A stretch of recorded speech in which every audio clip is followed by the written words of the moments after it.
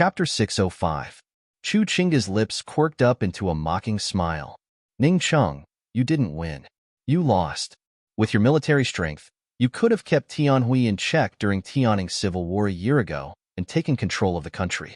You fought with the Duke of Qin until now, but all you've gained is what you could have gotten a year ago.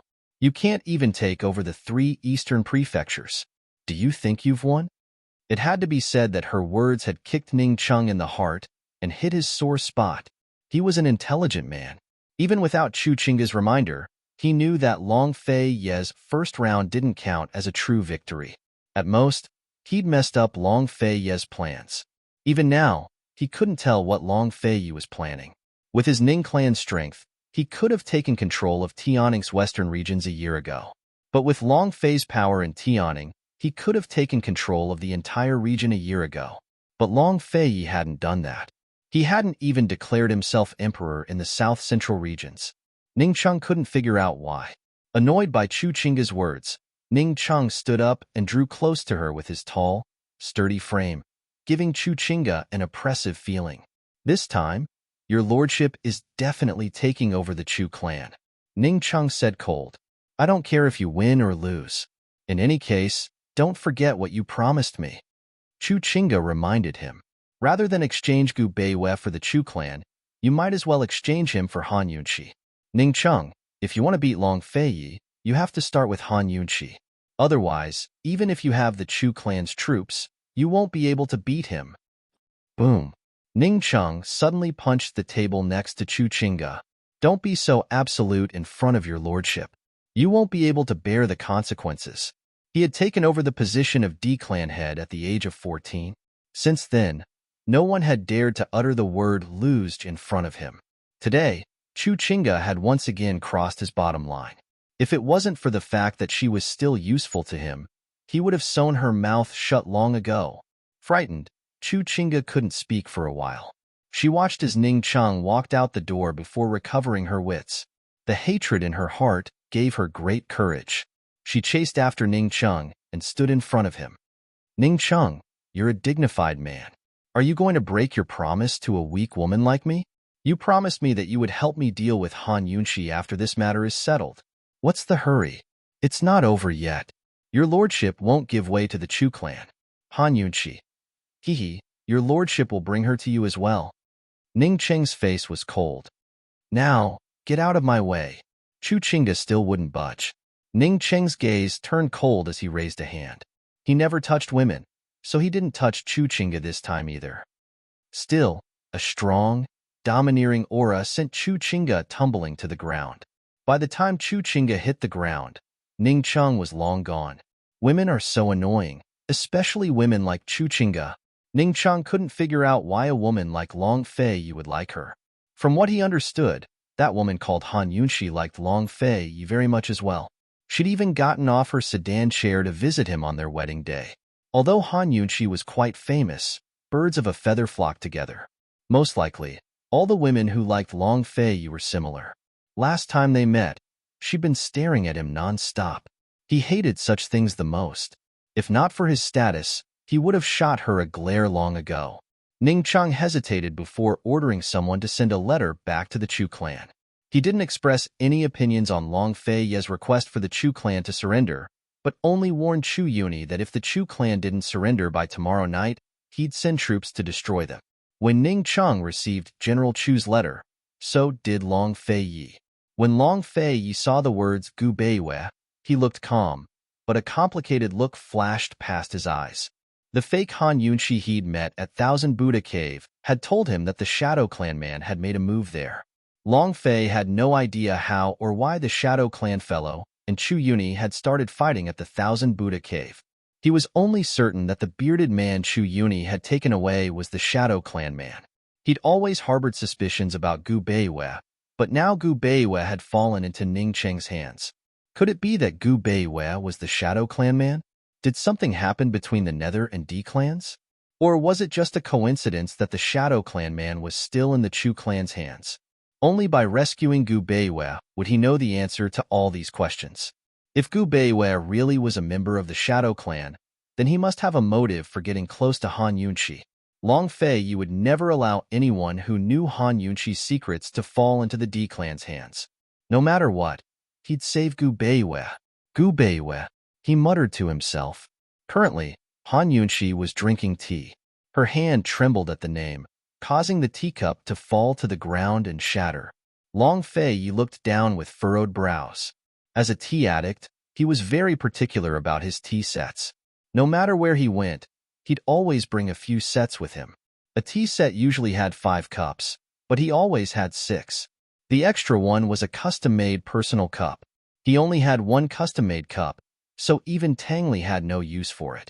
It wasn't until Han Yunqi was by his side that he had an extra cup on his tea table. Now it was his favorite, the Ru Kiln Sky Blue Glaze. After all, it was impossible for 2 identical pieces of porcelain to appear. Even if the shape was the same, there were still differences in color and luster. It was gone, and it was gone. Long Fei Yi was still staring at the broken porcelain when Han Yunqi finished reading the letter. Her entire face had turned white. How could this be? When did Dr. Gu fall into their hands? Wasn't he at Pilfiend Pharmacy's branch all this time? This is too much. What does it mean to make things difficult for a doctor who can't even truss up a chicken? Han Yunqi was extremely agitated. She never thought that Ning Cheng's group would make a move against Gu Beiwei. Long Fei Yi glanced at her, his displeasure written all over his face. But Han Yunqi was too preoccupied with Gu Beiwei to notice. Long Fei Yi didn't fuss over the cup, but said coldly, when 2 armies are at war, it's common for hostages and prisoners of war to negotiate. What are you so anxious about? Han Yunqi was indeed anxious. Of course she knew that hostages depended on one's skills. They had Chu Tianyin in their hands, didn't they? But Gu Beiwei was different. Gu Beiwei had nothing to do with this war. When Gu Beiwei was Emperor Tianhui's personal imperial physician, he held the emperor's life in his hands. Thus, he controlled Tianning's political situation. But he only did what he was supposed to do. He'd never been tempted or threatened, nor had he ever interfered with government affairs. He was simply a compassionate and kind-hearted doctor who was loyal to his duties. Every day, he would sit at Pilfiend Pharmacy and save countless lives. What right did Ning Cheng's group have to make a move against Gu Beiwei? Where was their bottom line?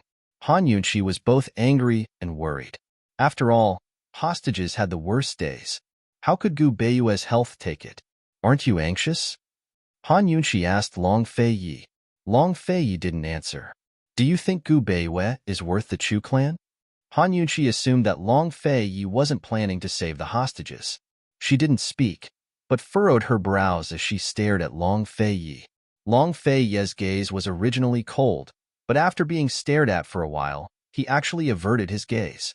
Some people's value is immeasurable. Long Fei Yi, Gu Beiwei doesn't owe us anything. We can't owe him anything either. Ning Chang kidnapped him because he's a member of Pilfiend Pharmacy and has a good relationship with us. Han Yunqi said seriously. Han Yunqi had always been clear about gratitude and grudges, love and hate. She never went back on her words. If she loved someone, she loved them. If she didn't love them, she didn't love them. If she hated them, she hated them. She never owed anyone anything. Mute Granny, whose condition was still unknown, was the first. She didn't want Gu Beiwei to become the second. We don't owe him anything. Long Fei Yi muttered to himself. We can't owe him anything. Han Yunqi said seriously. It wasn't that they didn't owe him anything, it was that they couldn't owe him anything. Long Fei Yi didn't know what he was thinking, but after a moment of silence, he generously agreed. All right, we won't owe him anything. No one can touch a member of Pilfiend Pharmacy. The Chu family wants to raise the price, right? I'll make sure the Chu family loses both their chickens and eggs. As for Ning Cheng, if he really thinks he's won, I don't mind teaching him what it means to have the last laugh. With Long Fei Yi's words, Han Yunqi finally felt relieved. Although Ning Cheng had gained the upper hand this time, this matter wasn't over yet. She was looking forward to the day when she and Ning Cheng would have a face-to-face confrontation. However, the most important thing right now was to deal with the Chu family. Long Fei Yi didn't express any opinions on Ning Cheng's request for the Chu family to surrender, nor did he mention Gu Beiwei. He only instructed his attendants, send a letter to the Chu family.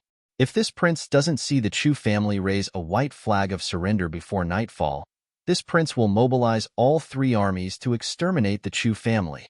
Hearing this, Han Yunshi knew that Long Fei planned to bypass the Chu family and directly negotiate with Ning Cheng.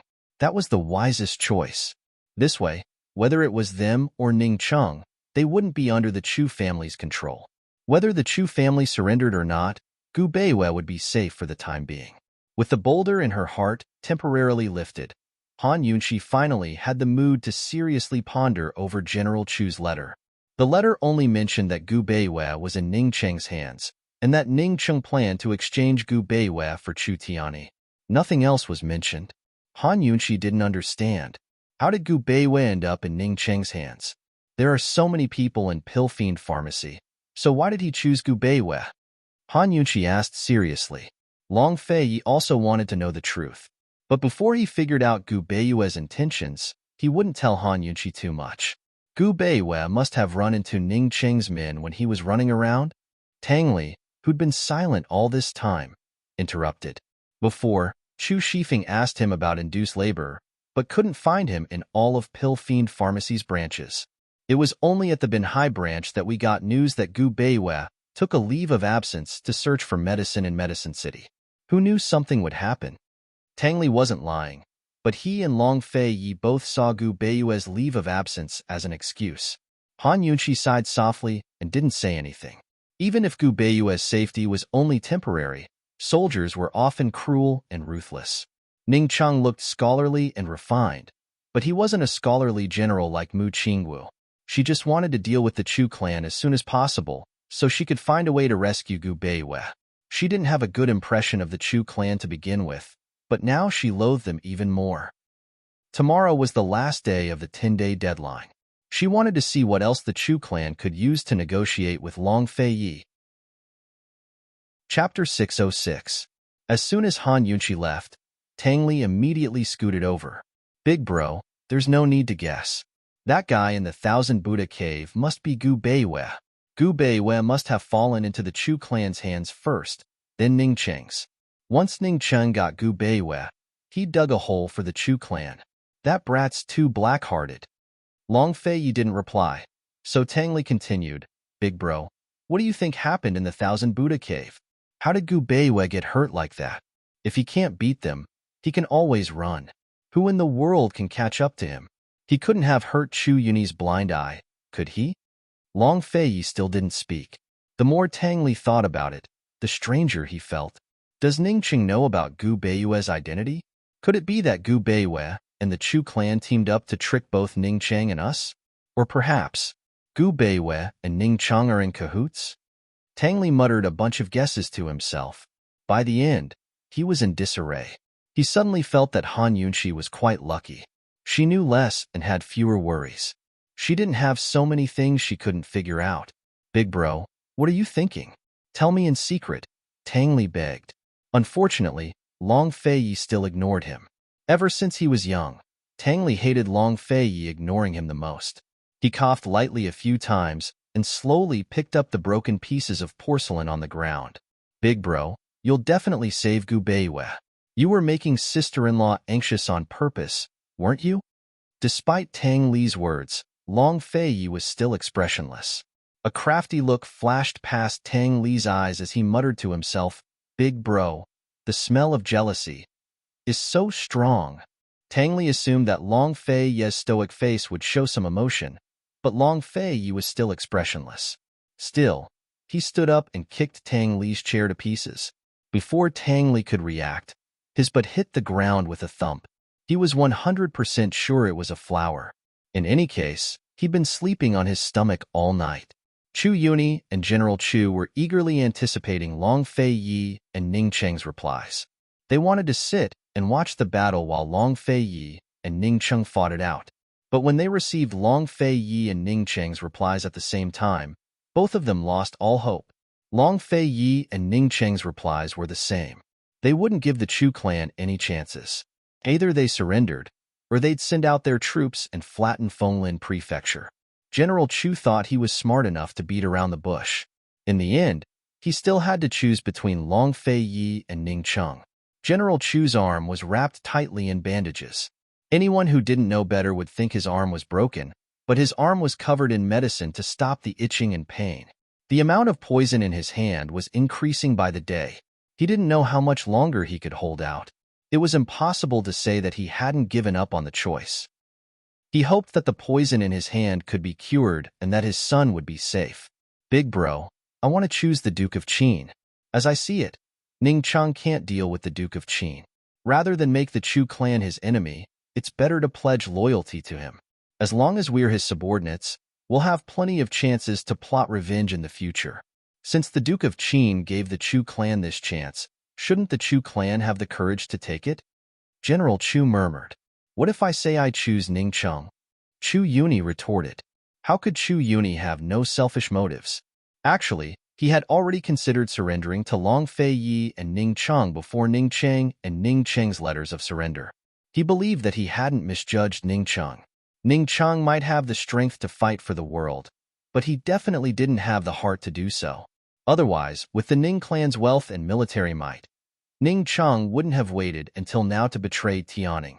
He firmly believed that Ning Chang would always be loyal to the Chu clan's mission and Western Qin's imperial clan. Ning Chang had only tricked the Chu clan this time because he wanted to seize the initiative in the alliance between the two clans.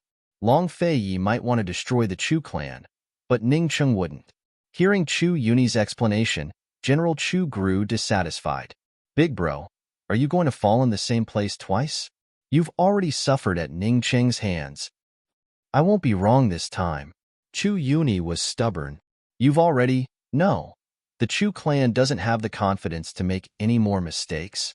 Big bro, think thrice. General Chu refused to budge.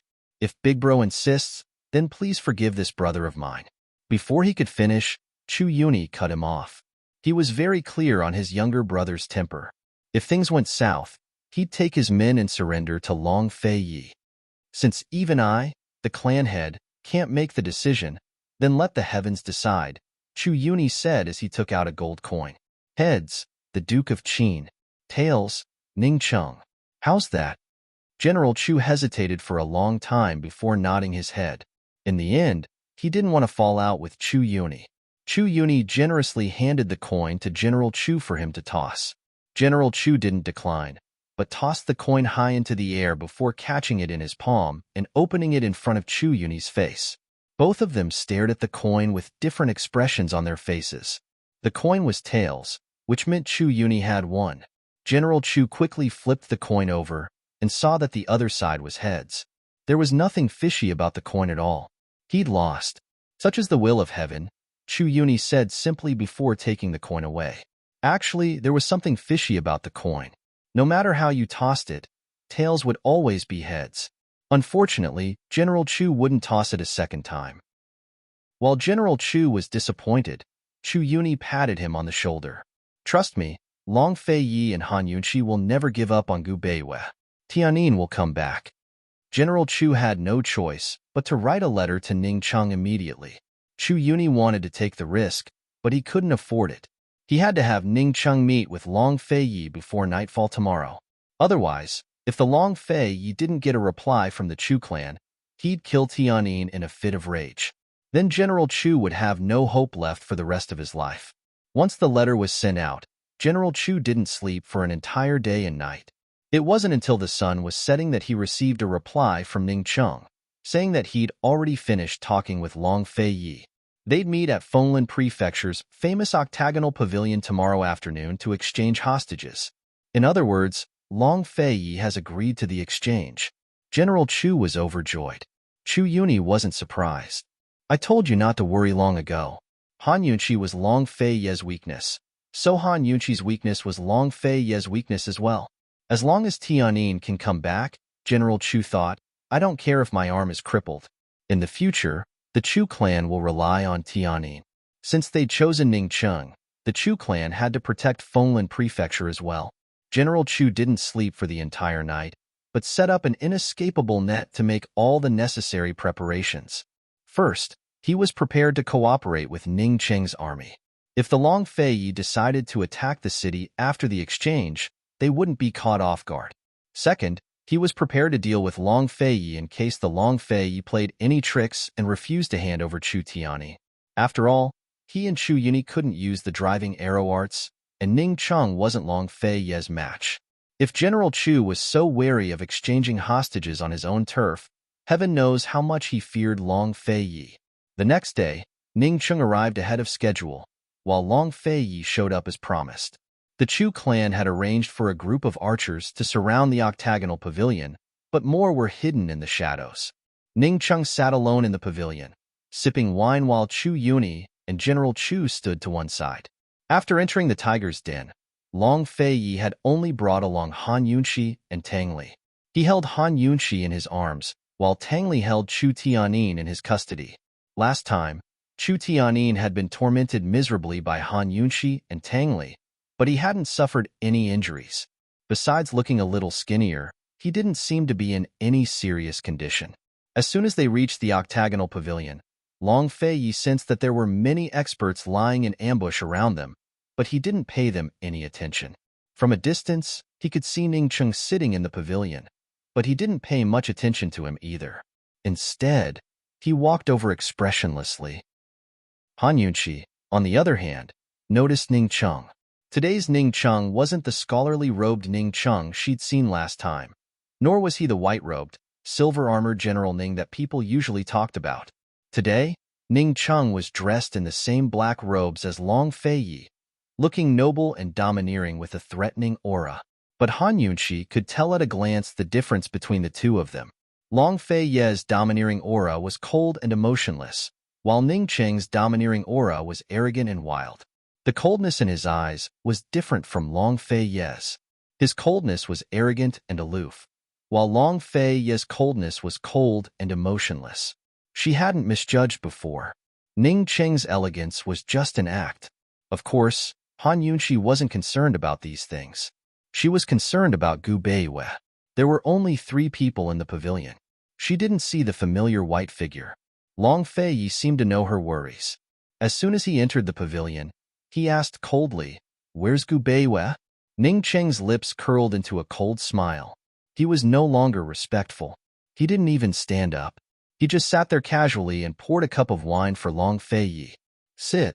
This aura was strong enough. But Long Feiyi wasn't just intimidating. He didn't waste words, but held Han Yunxi tightly with one hand while pressing down on Chu Tianyin's elbow with the other. With a sudden tug, Chu Tianyin's elbow joint was dislocated. If the joint wasn't reconnected in time, it'd leave behind side effects. Forget about shooting arrows. Even lifting heavy objects would cause the joint to fall off. Both Chu Yuni and General Chu grew anxious. After all, with both of them injured, Chu Tianyin was the Chu clan's only hope.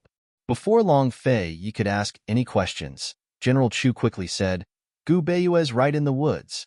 Duke of Qin, as long as you release Tianyin, Old Man will personally bring Gu Beiwei here." Neither General Chu nor anyone else in the Chu clan had the right to discuss terms with Long Feiyi. Long Feiyi wouldn't waste words with them either. He didn't even spare General Chu a glance, but grabbed Chu Tianyin's shoulder joint and dislocated it. At this time, Chu Tianyin, who had been keeping his head down all this time, finally couldn't take it anymore and let out a soft snort. "Tianyin." General Chu panicked, but Chu Tianyin only glanced at him without a word. Chu Tianyin had no idea what was going on. He had no idea why Gu Beiwei had fallen into Ning Cheng's hands, or Ning Cheng's true identity. He was far more cautious than his father and uncle. When he didn't know the situation, the best thing to do was to keep his mouth shut. With his elbow dislocated, Chu Tianyin's hand hung limply by his side like a puppet without strings. After all, Chu Tianyin's hand was the future of the Chu clan. Without a word, General Chu turned to head back into the woods to bring Gu Beiwei back. Would Ning Cheng stop him? Chapter 607. Of course Ning Cheng would stop him. He'd left Gu Beiwei in the forest instead of bringing him here because he wanted to show Long Feiyi his strength. He might have won the battle of the 3 armies, but he hadn't won anything at all. This time, the Chu clan had chosen him, so he really did beat Long Feiyi and the Chu clan. He'd been in a good mood since receiving Chu Yuni's letter, but as soon as he saw Long Fei, his joy vanished. That was because he couldn't see a single trace of a loser's disappointment or despondency. In fact, he couldn't even see Long Fei's emotions. This man was like a glacier, lofty and unshakable. He'd even shattered his initial show of strength without a word and told General Chu to obediently bring his men here. How could the proud Ning Cheng accept this? He didn't stop General Chu directly, but lazily raised his wine cup with a chuckle. "Someone come. Break Gu Beiyue's elbow and shoulder joints for your lordship." General Chu naturally stopped in his tracks at these words. After all, they'd already surrendered to Ning Cheng. Han Yunqi's heart thumped, but she didn't show it. She was anxious, but she didn't need to lose her sense of propriety. They were here to exchange hostages, but Ning Cheng had hidden them away to make things difficult for them. If they gave way and let Ning Cheng gain the upper hand, they'd lose for real. Han Yunqi grit her teeth and endured. Long Fei Yi knew Ning Cheng's intentions as well. He gave a cold snort and said, "Since you're not sincere, why waste time?" So speaking, he wrapped his arm around Han Yunqi and turned to leave. Tang Li and Chu Tianyin hurried to catch up. Ning Cheng didn't think much of it. He drank as he watched Long Fei Yi and the rest leave. Long Fei Yi and the rest walked at a steady pace until they were far away, but Ning Cheng didn't stop them. "Do you want to turn back?" Long Fei Yi asked in a low voice. This was a game between Long Fei Yi and Ning Cheng. The stakes were Gu Beiyue and Chu Tianyin. Han Yunqi's heart was racing. She could afford to lose, but the stakes were Gu Beiyue. She couldn't afford to lose. Still, she was resolute. No need. She knew that once they turned back, once they conceded, they wouldn't be able to take Gu Beiyue away easily. She firmly believed in her and Long Fei's judgment that Ning Cheng wouldn't give up on Chu Tianyin. Step by step, they walked further and further away from Gu Beiyue's woods. It wasn't clear whether Gu Beiyue knew they were coming. "Dr. Gu, forgive me for betting on you." Han Yunqi didn't stop, but grabbed Long Fei Yi's hand and hurried forward. Seeing this, the calm Ning Cheng suddenly stood up and walked a few steps out of the pavilion. He looked carefully to make sure he wasn't seeing things. Han Yunqi was actually dragging Long Fei Yi away, as if she didn't want to stay a moment longer. How could this be? Chu Qingge had told him with certainty that Han Yunqi and Gu Beiyue were very close. It loved to sit on the gentleman's shoulders and snuggle up to his neck, acting spoiled. The gentleman never chased it away, but used a single finger to gently rub its head or tickle its tail. Even a finger of young master's was warm, but this time, Lil Thing didn't dare to move. It sat by the gentleman's feet and looked up at him, tears streaming down its face non-stop. The gentleman was too weak. His frail body could topple over at any moment. He was practically unconscious and couldn't even stand straight. He had to rely on two people to support him, and this was only the surface. Lil Thing had already smelled the scent of blood and sensed something wrong with the gentleman's aura as soon as it drew near. It knew that the gentleman's legs and shoulders were heavily injured. His dantian was clotted with blood, and his internal energy was completely gone. His internal injuries were severe. Just what had the gentleman experienced? Lil Thing stared blankly at him, its little paws wiping away its tears, but its vision was still blurry. How it wished that the gentleman would open his eyes and look at it. "Gentleman, what's wrong?" Ever since the Chu clan archers surrounded Han Yunqi and the rest in Tianning's capital city, Lil Thing had appeared to protect Gu Beiyue. The Chu clan had taken notice of its existence, including Ning Cheng. Ning Cheng was currently looking at Lil Thing with interest as he smiled wickedly. "Who raised this mouse? It's so unruly." Han Yunqi could still bear it before, but she couldn't stand seeing Gu Beiyue like this. They'd tortured Chu Tianyin to the point of unconsciousness and cured his poison before bringing him here. Just what had these people done to Gu Beiyue? She cast a cold glance at Ning Cheng and said calmly, "You don't even recognize a squirrel? It's fine if you're blind. But if you don't have common sense, hurry back and find your mother so she can teach you all over again." Ning Cheng's face turned black at her words. Han Yunqi's tone didn't carry any trace of sarcasm, as if she was simply stating facts. Ning Cheng felt even more humiliated. He wanted to retort, but had no words. On one side, Tang Li couldn't help but shoot a glance at Long Fei Yi. Fortunately, This older cousin of his who'd always treated Lil Thing as a mouse was still very calm right now. Ning Chung finally had a second impression of Han Yunqi. This woman's mouth was much sharper than Chu Chinga's. She had sharp eyes and a sharp tongue. Unfortunately, he hated sharp-tongued women. "Someone come, chase that thing away," he ordered coldly. A few attendants immediately surrounded them. Lil Thing immediately sensed their hostility. It couldn't understand human speech, but it could tell that the gentleman had been kidnapped by these people. Mama Yunqi was holding Chu Tianyin in exchange for the hostage. These people were bad people. It narrowed its eyes at the surrounding attendants and grinned, revealing its sharp fangs. They dared to bully the gentleman. Their crimes were unforgivable.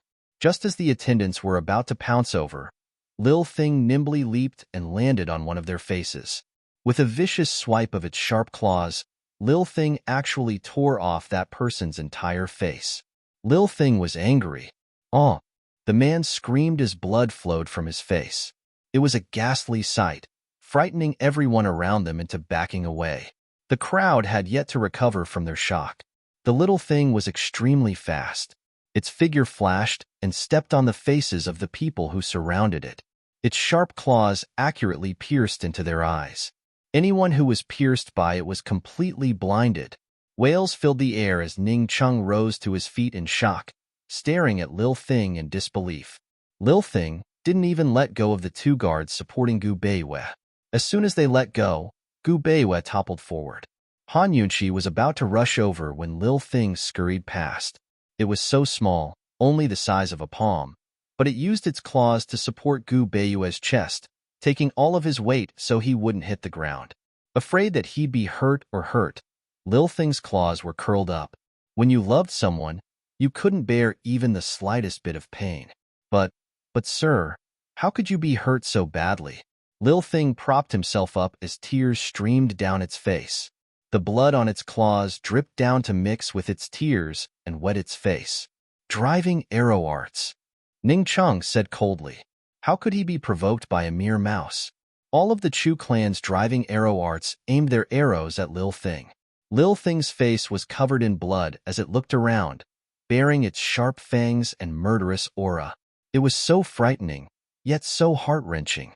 Those driving arrow arts soldiers also retreated, not daring to get too close. Han Yunqi's heart was broken as she watched. She wanted to rush over, but Long Fei didn't let go. He asked coldly, "Ning Chung, what are you dawdling for? Get someone else. You've hurt so many of my men, and you're planning to let it go just like that?" Ning Chung asked. "So many of you can't even catch a squirrel, and you still have the nerve to mention it?" Han Yunqi sneered. "You." Ning Chung was at a loss for words again. Note to the readers, many things will happen during the new year, so I'll update once from the 4th to the 11th and twice on the 12th. Please be informed and wish everyone a happy new year. Chapter 608. Ning Chung finally looked at Han Yunqi seriously. This was the first time he'd ever looked at a woman so seriously. Unfortunately, before he could figure anything out, Long Fei pulled Han Yunqi behind him and unsheathed his sword. "Are you exchanging, or not?" In the past, Long Fei had always stood silently behind Han Yunqi, allowing her to show off her splendor for thousands of years. Only when she couldn't handle a situation would he show himself. This was the first time he'd pulled Han Yunqi behind him when there wasn't any danger. Ning Chung finally realized that he'd been distracted and immediately looked away. He didn't like this feeling of losing control, but he didn't have time to dwell on it. That was because Long Fei had unsheathed his sword. "Exchange. For better or worse, let my men bring Gu Beiwei over," Ning Chung said. "Lil Thing, get out of the way." Han Yunqi waved her hand at Lil Thing. Lil Thing understood what she meant. Although it didn't want to, it still stepped aside for the sake of bringing the gentleman back sooner. It carefully let go of Gu Beiwei and let him lie flat on his back. It didn't go far, but watched from the sidelines. The men who'd come to detain the man were none other than Chu Yuni and General Chu. His heart ached at the sight of Gu Beiwei's broken arm and wished he could cut it off right in front of Han Yunqi. Unfortunately, Lil Thing was watching their every move from the sidelines. Lil Thing's eyes were sharp and cold, enough to make people overlook its figure and think of a wolf. In the end, Chu Yuni and General Chu couldn't do anything but bring Gu Beiwei to Ning Cheng's side. At the same time, Tang Li brought Chu Tianyin to Long Fei Ye's side. Long Fei Ye had one hand behind his back while the other rested on Gu Beiwei's shoulder. Ning Cheng rose to his feet, one hand still holding a wine cup while the other grabbed the back of Gu Beiwei's collar to keep him from toppling to the ground. The two men faced each other, only a step or two apart. Their figures were about the same, both tall and proud, refined and tough. Their eyes were as cold as water, reflecting each other's shadows. This was like a showdown between two kings on a narrow path where the victor was hard to predict. Everyone's attention was on the two men as they gasped in surprise and secretly compared them. These two men of about the same age were very, very similar, but they were still different. In terms of appearance, Ning Cheng had thick eyebrows and big eyes. His features were sharp and defined, and he had a heroic air about him. No one could pick out any flaws in him. Long Fei Ye's icy face was like a sculpture, with no blind spots at all. It was perfect, cold, and handsome. In terms of wealth, Ning Cheng controlled Cloud Realm Trade Consortium and controlled a third of Cloud Realm Continent's wealth. The white jade crystal ring on his thumb was 10 times more exquisite than the one worn by the Northern Dynasty's emperors. It was a symbol of his wealth. Long Fei Yi didn't pale in comparison. He never liked to wear jewelry, but the bracelet on his woman's wrist could beat any other piece of jewelry in the world. In terms of military strength, Ning Cheng had a slight edge, especially after gaining the support of the Chu clan troops. Of course, if Long Fei's forces were joined by the mermaid soldiers, then they might not necessarily lose. After all, the Bailey Navy didn't only fight on the seas. Cloud Realm Continent had a vast network of rivers and lakes. In terms of martial arts, Long Fei had a slight edge. Tian Shan Kinzo's swordsmanship and whip skills were not to be underestimated. In terms of aura, Long Fei had the edge. Long Fei's aura was inviolable since birth. It was the natural domineering air of a monarch, and the undeniable blood of the East Qin imperial clan coursing through his veins. Even if Ningcheng didn't know this, he couldn't ignore the fear in his heart as he faced Long Fei. Han Yunqi watched as well, but didn't make any comparisons. She would never compare Long Fei to any other man, because she didn't need to. This fellow had all sorts of good and bad points in her heart, but she recognized them all. Because she knew his faults, she still loved him. Did that count as true love? Or was there no hope for her? Suddenly, Ning Cheng set down his wine cup. By now, everyone had recovered their wits, because the hostages were about to be switched. Almost at the same time, Long Fei placed his other hand on Gu Beiwei's shoulder, while Ning Cheng placed his other hand on Chu Tianyin's. Neither of them let go of their other hands, because they were still holding on to their own hostages. Although the two of them didn't seem to be moving, they had long begun competing. Han Yunqi couldn't tell, but she could guess. She picked up the restless little thing and gently soothed it as she waited. But Long Fei didn't make them wait for long. Soon enough, the unconscious Gu Beiwei leaned towards Long Fei, while Chu Tianyin remained in Long Fei's hands, unable to move. Outsiders might not be able to tell, but Chu Yuni and General Chu were martial arts experts. Long Fei and Ning Cheng were competing in internal energy. During the entire process, Gu Beiwei remained unconscious and didn't help Long Fei at all. Chu Tianyin, on the other hand, had been cooperating with Ning Cheng the entire time. Unfortunately, in the end, neither Chu Tianyin nor Ning Cheng were a match for Long Fei.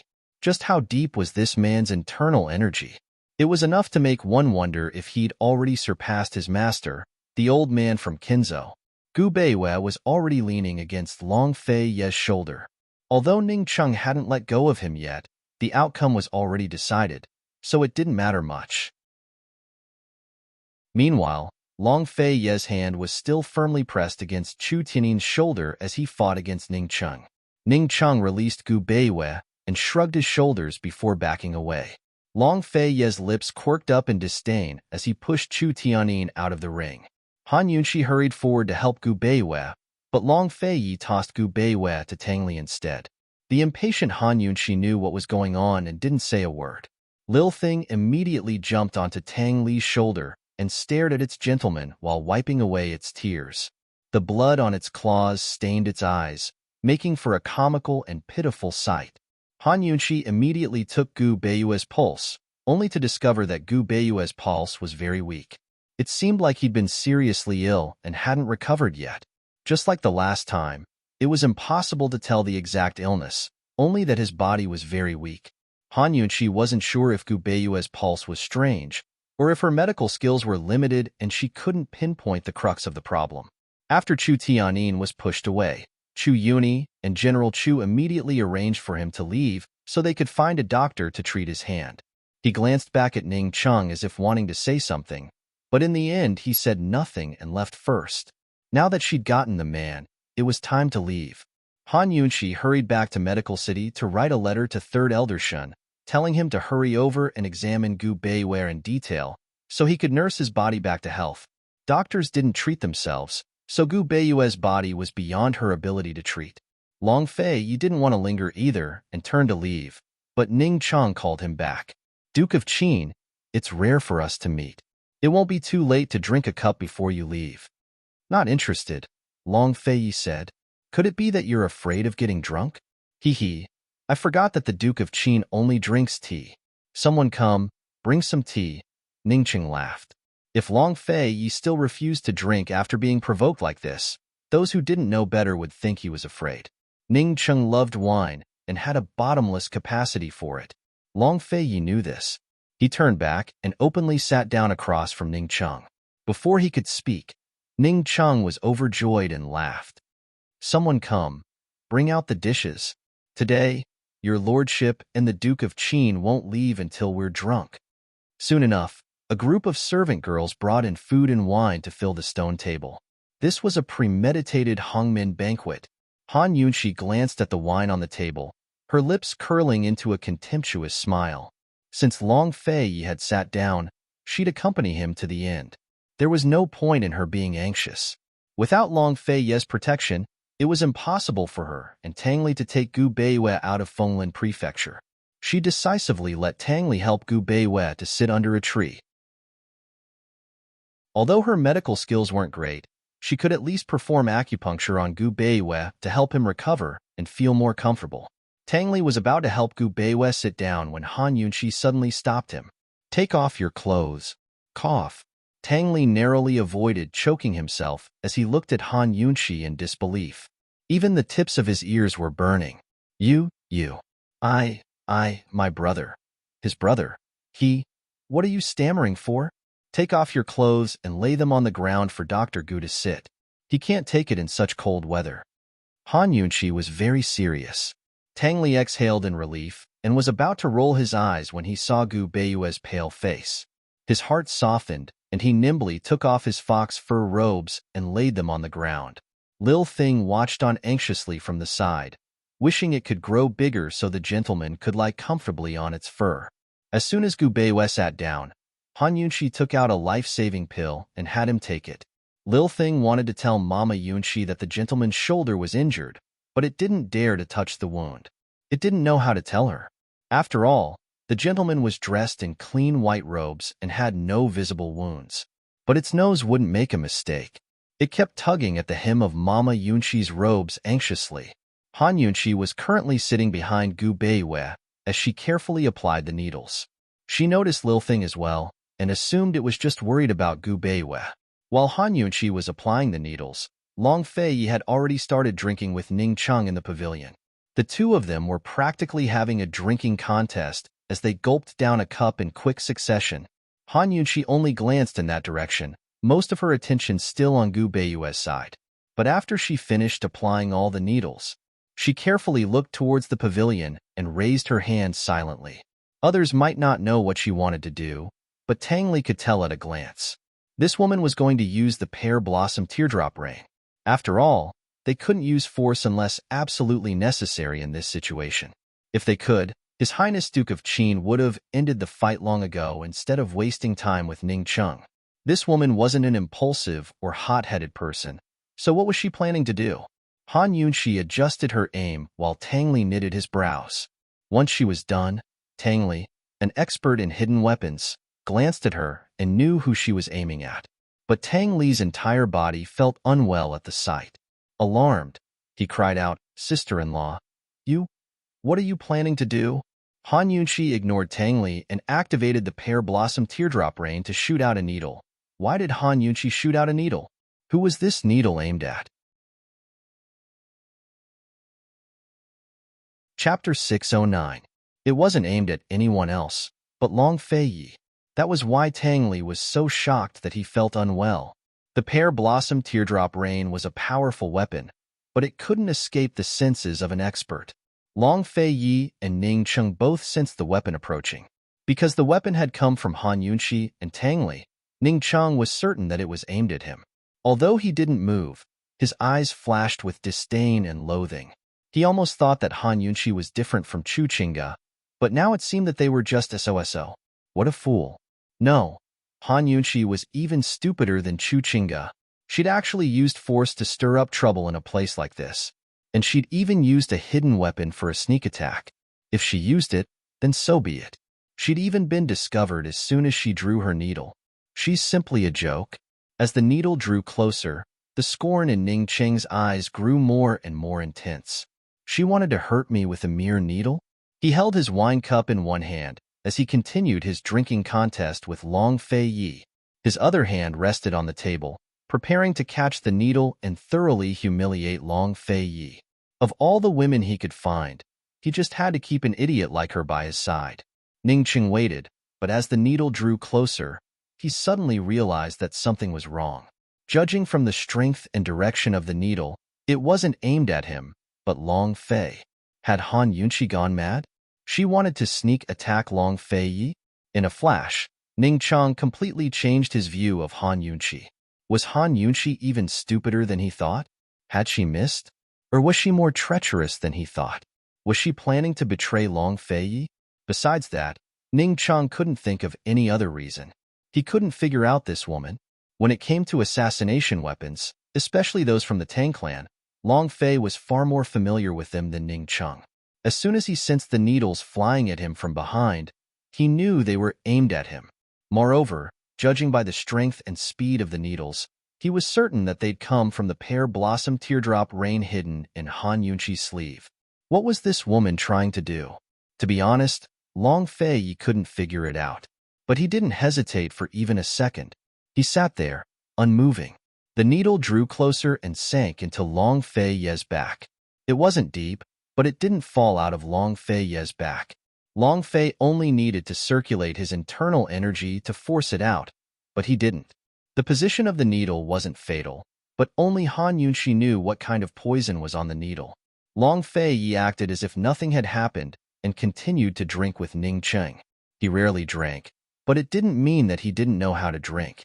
The wine cup didn't touch his lips. Every time he raised his cup, he poured the entire cup of wine into his mouth and finished it in one gulp. It was undeniable that this man was so handsome even when he drank. He didn't care about the needle on his back. On the contrary, Ning Cheng's mind was on his back. Long Fei coldly narrowed his eyes and placed a row of wine cups on the table. He slowly poured the wine until it was full. Only then did he look at Ning Cheng. 10 cups, how about it? These two men had no rules when it came to drinking. They were competing to see how much they could drink. Although Ning Cheng was full of doubts, he still agreed. He wouldn't get drunk even if they drank 100 cups, let alone 10.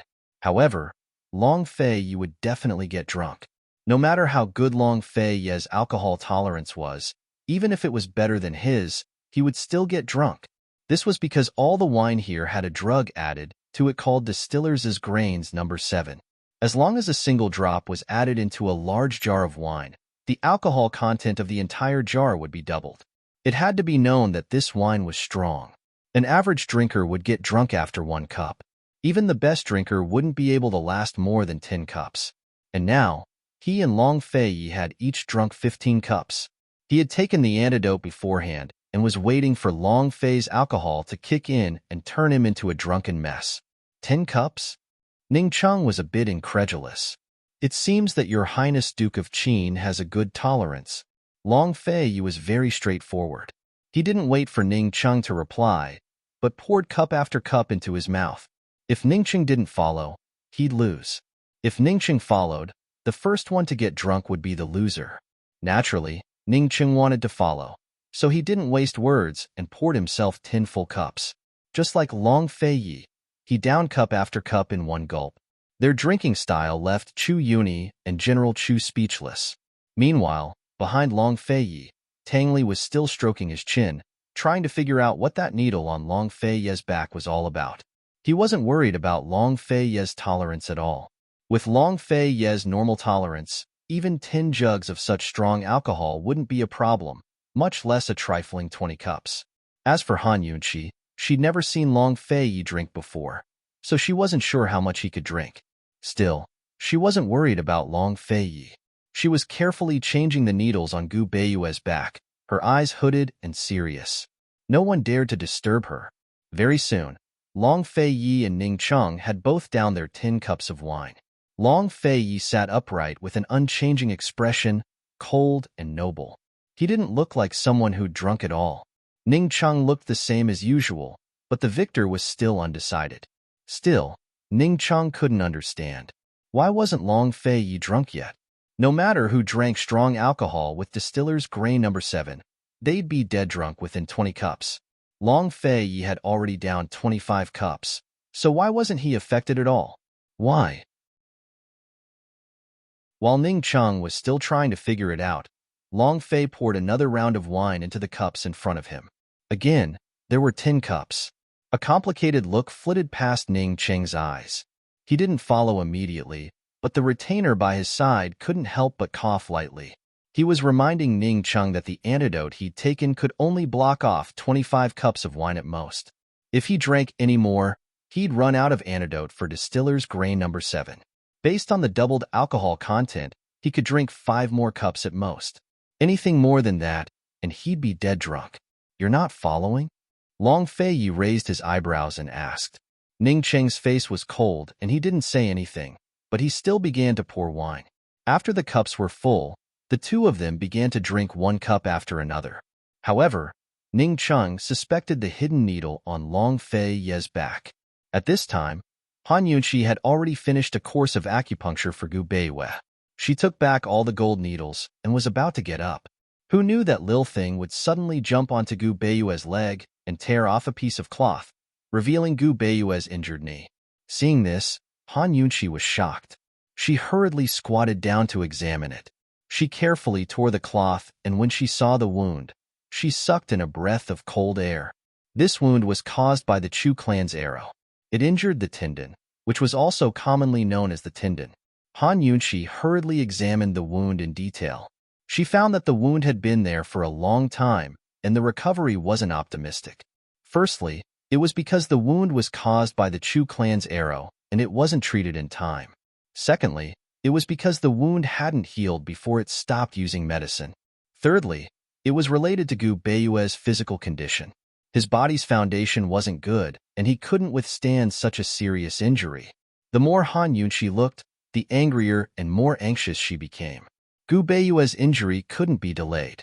Even if the tendon wasn't injured, it couldn't be delayed, let alone now that it was accompanied by a torn tendon. If it was caused by the arrow, it wouldn't cause a tear. She was afraid that the arrow was shot at a tricky angle and hit the tendon. Later, when the sword was pulled out, it inevitably caused a tear. If it wasn't for someone supporting him, Gu Beiyue probably wouldn't be able to stand or walk. In a sense, Gu Beiyue's leg was now crippled. She wasn't sure if it could be cured, but no matter what, she had to fight for time.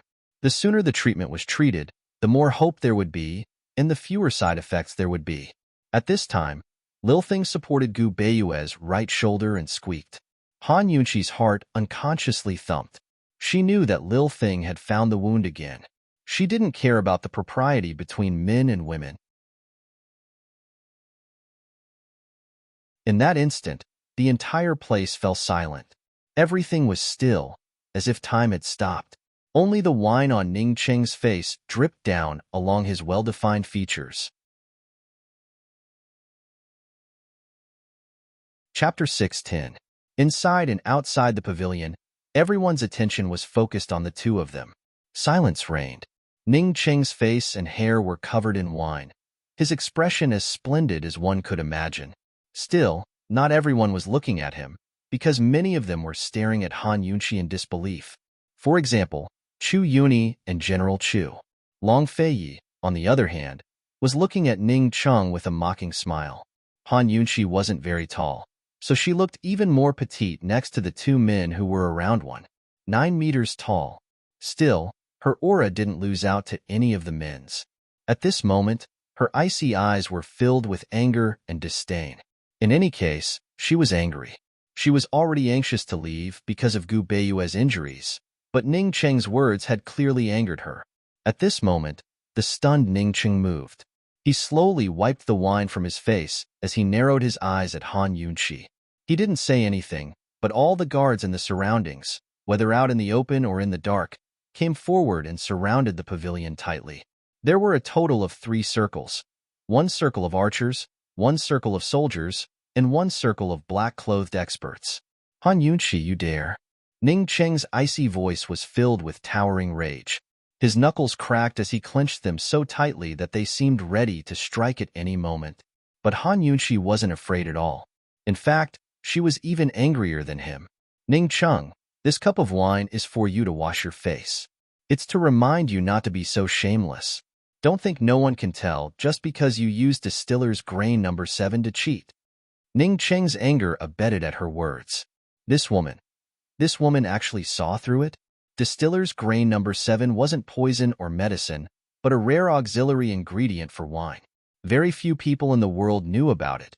So how could a woman like Han Yunqi know? Moreover, she didn't drink the wine, so how could she tell? While Ning Cheng was puzzled, Han Yunqi added, also, don't think that no one knows that you took the antidote in advance. Do you even know how to write the words obscene and shameless? You. Ning Cheng fumed. His handsome face couldn't get any darker. What about me? Am I wrong? Han Yunqi raised her eyebrows and asked. Ning Cheng wanted to answer, but he couldn't. There was indeed distiller's grain number 7 in the wine. Han Yunqi was right. He looked at Han Yunqi, his fists clenched tighter and tighter, but he had nothing to say. He had never been humiliated like this in his entire life, not to mention being scolded and condemned by a woman to his face. Although his expression was cold, his heart was filled with helplessness. Ever since he'd taken control of Cloud Realm Trade Consortium and the D-Clan, he'd faced all sorts of situations, but never had he been so helpless before. Han Yunqi didn't want to waste words with a man like him, much less waste her time. Without another word, she turned to leave. At this moment, Chu Yuni spoke up. Han Yunqi, you're a shameless woman. You say the Duke of Ning cheated, but what about you? Do you think we didn't see that needle of yours just then? Han Yunqi snorted with laughter. She pulled out the needle from Long Feiye's back and tossed it on the table. I was just helping the Duke of Qin cure his drunkenness. If Ning Cheng hadn't cheated first, why would I need to cure my drunkenness? Also, it's fine if Ning Cheng cheated. Such little tricks are nothing to me or the Duke of Qin. But he had the audacity to say the Duke of Qin was afraid of losing, and he was so sure he'd win? Han Yunqi paused to look at Ning Cheng again, her lips curling into a sneer that was enough to disdain anyone. Does he still have any face left? Ning Cheng wasn't planning to refute Han Yunqi in the first place, but Chu Yuni's words had earned him another round of scolding. His expression was as foul as it could get. Meanwhile, Chu Yuni realized that he'd done more harm than good. Resentful, he didn't dare to speak again. Birds of a feather flocked together. Long Feiyi chuckled without a word. He took Han Yunqi's hand and turned to leave. The 3 guards surrounding them hadn't received Ning Cheng's orders, so they didn't move aside. But when Long Feiyi and Han Yunqi drew closer, they didn't have the guts to stop them. All they could do was back away. Long Feiyi wouldn't allow anyone to stop him on his path. He hadn't taken more than a few steps when he raised his sword. In a flash, all the guards were on guard. The archers and black-robed assassins raised their swords as if they were facing a formidable foe. But before they could make a move, Ning Cheng roared in irritation, "Get out of the way! All of you! Get out of the way for your lordship!" Hearing this, all the guards exhaled in relief. None of them wanted to fight with the Duke of Qin. As soon as the guards moved aside, Tang Li supported Gu Beiyue to join them. Long Fei Yi and Han Yunqi left without a backward glance. Inside and outside the pavilion, it was still as quiet and tense as ever. Ning Cheng coldly stared at Han Yunqi and the rest as they left. He didn't move a muscle, his thoughts unclear. In any case, his arrogant face was filled with an unapproachable aura. But there was one person very close to Ning Cheng. It was the same person who'd coughed lightly to remind Ning Cheng. His name was Di Shu. He was Ning Cheng's personal retainer. Because he had the skills to help Ning Cheng collect all sorts of fine wines from all over the world, he was favored. His original surname was Wang, but he later changed it to Di to show his loyalty. He was the one who'd told Ning Cheng to use Distiller's Grains No. 7, which he'd also found. Master, Empress Dowager Chu is still waiting in the woods, Di Shu reminded him in a low voice. That's right, Chu Qingge had come as well. She made a lot of trouble with Ning Cheng over the past few days and insisted on coming along. She wanted Ning Cheng to seize the chance to take down Han Yunqi. Although Di Shu had found Distiller's Grains No. 7, it was Chu Qingge's idea. She wanted to take advantage of the Duke of Qin's drunken stupor to teach Han Yunqi a lesson. Ning Cheng was still in a fit of anger when he heard the words Empress Dowager Chu.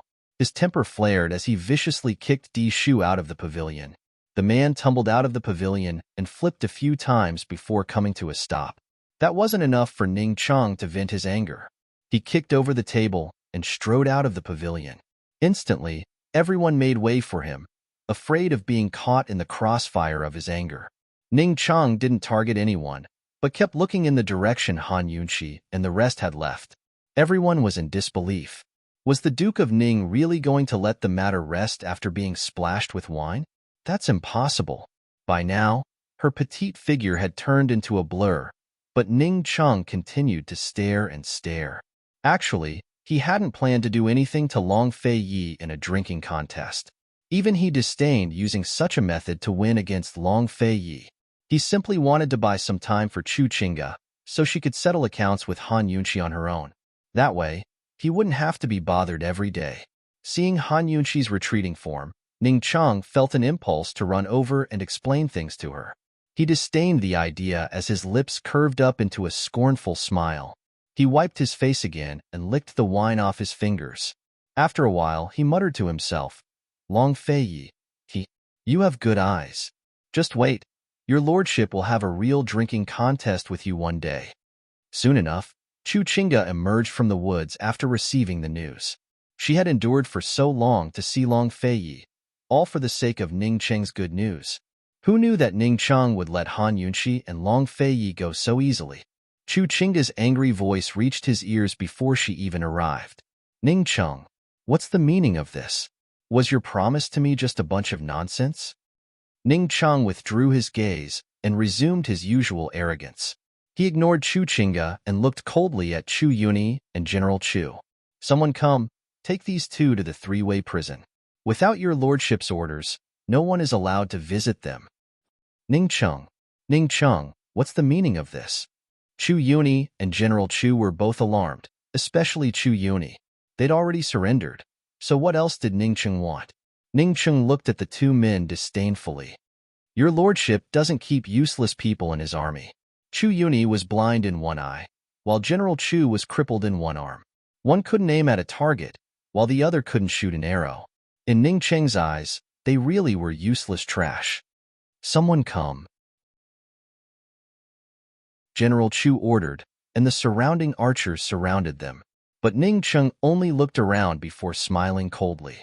Do you choose to be loyal to your young general, or continue to serve these useless people? Decide for yourself. What about Tianyin? General Chu grew alarmed. What do you want to do with him? Naturally, Ning Cheng wanted to use Chu Yuni and General Chu to keep Chu Tianyin in check. Otherwise, with Chu Tianyin's temper, he'd never listen to his orders. How could the Chu clan troops and archers follow his orders? Hearing Ning Cheng's words, the archers all withdrew. They were smart people and knew that their young general was their only hope. Once the archers were gone, two black-robed experts took Chu Yuni and General Chu into custody. Qingge, where's your big brother? General Chu had no choice but to beg Chu Qingge for help. Unfortunately, She turned a deaf ear to his pleas. Ning Chung, you can't be like this. You and I are both great Qin's nobility. The Nether and D clans are both subjects of Western Qin. Don't you care about old friendships at all? Can't the Nether and D clans treat each other with sincerity and work together for Western Qin? Chu Yuni asked. Ning Chung was too lazy to expose Chu Yuni's ambitions, nor did he want to waste words. He simply signaled for the guards to take the two of them away, allowing them to curse until they broke their throats. He remained indifferent. Once they were taken away, Chu Chinga immediately asked Ning Chung, "Just when are you going to do what you promised me?" Ning Chung turned to leave in irritation, but Chu Chinga chased after him and ordered, "Ning Chung, they're definitely still in the city. Hurry and take Chu Tianyin in exchange for Han Yunxi. There's still time, so go right now." Has this woman lost her mind? She was the one who told Ning Chung how much Long Fei Yi valued Han Yunxi. Thus, if she could use Gu Beiwei as a hostage to threaten Han Yunxi, then she could threaten Long Fei Yi as well. Now she wanted him to take Chu Tianyin in exchange for Han Yunxi? How could Long Fei Yi agree to that? Ning Chung suddenly realized that he'd been blind in the past to lump Han Yunxi in the same category as this crazy woman. If Han Yunxi knew, would she splash him with wine again? Thinking up to here, Ning Cheng's lips quirked up into a grin. He kept walking forward, treating Chu Chinga like air. Chu Chinga finally lost her temper and grabbed Ning Chung by the arm. Ning Chung stopped and turned back to look at his arm, his gaze cold and cruel. Before he even spoke, Chu Chinga was already frightened enough to let go of his arm. She didn't dare to say a word.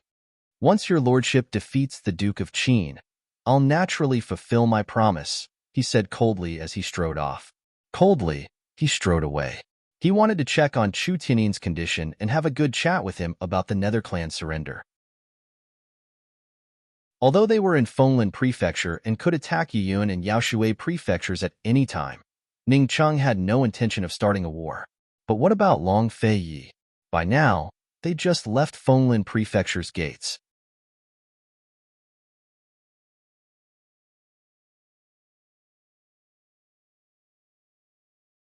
The current Han Yunxi didn't know any martial arts, but if she wanted to kill Long Fei Yi, she could do so at any time. How could Tang Li not be cautious?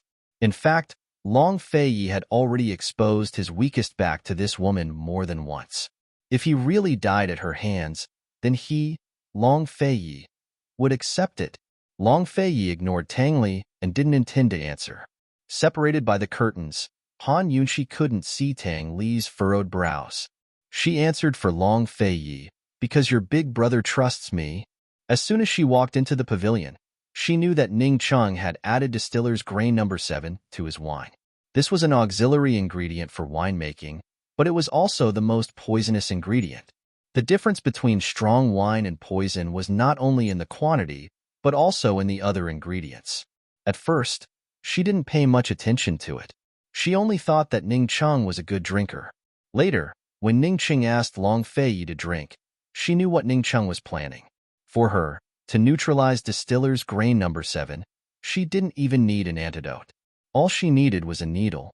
When she shot that needle, she really wasn't worried about whether Long Fei Yi would dodge, although she knew that he had the ability to detect and dodge. He trusted her.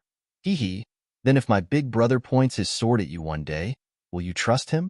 Tang Li asked. At these words, Long Fei Yi immediately looked up. Although they were separated by the curtains, his dark pupils were frighteningly deep. His gaze seemed capable of piercing through the curtains to stare straight at Tang Li. Han Yunxi didn't answer, but said, "He wouldn't lie to me." Last time on their way back from Pilfiend Pharmacy to Tianning's capital, Long Fei Yi had asked her the same question. Did she trust him? If she said yes, she would. But if he lied to her once, she'd fall for it 100 times. After being lied to 100 times, would she believe him again? Of course not. Thus, as long as he lied to her once, she'd never believe him. A complicated look flitted past Long Fei Yi's eyes before his gaze rested on Gu Beiwei again. Still, he didn't speak. Tang Li hadn't asked enough questions before he spoke up again.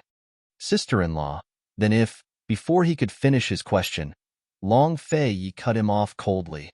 His voice was as cold as ice, so cold that even Han Yunxi felt the chill. Meddlesome. Han Yunqi knew that this fellow didn't like discussing such topics. He didn't even like talking to her, much less Tang Li, however, understood the warning in Long Fei Ye's voice. He quickly joked, "Sister-in-law, I don't know if you trust my big brother, but he definitely trusts you. Otherwise, how could he not mind if you're so anxious about Gu Beiyue?" Mind? Gu Beiyue was already injured to this extent. Why would he mind? Wasn't it also because of them that Gu Beiyue was taken hostage out of the blue? If Long Fei Yi was jealous over this matter, Han Yunqi would definitely reward him with the word unreasonable. Long Fei Yi really wasn't jealous this time. Other than Han Yunqi's background, there was probably nothing else that could stop him from being jealous. Thus, neither Han Yunqi nor Long Fei Yi paid any attention to Tang Li's joke and pretended not to hear it. Tang Li waited outside for a long time, but there was no response from inside. The more he thought about it, the more he felt that something was amiss. The more he waited, the more flustered he felt. He was worried that he had asked too many questions just now and angered Long Fei Yi. One had to know that during this period of time, he didn't deliberately avoid it. He had basically exposed his identity, and the news would soon spread to the Tang sect. His father and Aunt Ru would definitely come looking for him. When that time came, Long Fei Yi would still have to protect him. Since there was no response from inside, Tang Li was afraid that he would make more mistakes if he said too much, so he could only shut up. However, he still wanted to find an opportunity to have a good talk with Long Fei Yi in private. He was certain that Long Fei had to know some things. After they quieted down, Han Yunqi gently leaned on Long Fei Yi's shoulder. Now that she was close, she could smell the alcohol on his body. Although she had given him an injection, that injection only dissolved distiller's grain number 7. It didn't completely remove the alcohol. Long Fei Yi drank a lot of alcohol, but he was very sober and didn't reek of alcohol. Han Yunqi, who had always hated the smell of alcohol, didn't dislike the smell on his body. She even deliberately sniffed it. "I didn't know that you could hold your liquor so well." Drinking tea was a habit of being alone, while drinking wine was a mood of two people. Drinking tea was a meditation of the heart, while drinking wine was a wanton indulgence. Long Fei Yi didn't have the time to drink by himself or raise a cup to drown his sorrows. Strictly speaking, he had only drunk to his heart's content with Medicine City's Elder Wang and his master from Celestial Mountain. As for the last time with Gu, it didn't even count as drinking. Long Fei Yi replied to Han Yunqi, "Without this prince present, you're not allowed to touch wine." A few years ago, at Princess Chomping's Yellow Flower Banquet, Han Yunqi had been forced to compete in drinking with men. She had almost fallen into Princess Chongping and Murong Wanru's trap. At the time, he had also been paying attention to her every move, but he hadn't taken her seriously and had only watched coldly from the sidelines. Now that he thought about it, he was actually afraid. Han Yunqi casually replied, "Don't worry, I'm not interested in wine." As they traveled south, Han Yunqi fell asleep in Long Fei Yi's arms at night. Only now did Long Fei Yi reach out a hand towards Gu Beiyue. Seeing this, Lil Thing was on guard. When it saw that Mama Yunqi had fallen asleep, it immediately bared its fangs at Long Fei Yi in warning. Papa Long didn't like the gentleman. It could feel it. Long Fei Yi ignored Lil Thing and kept reaching out.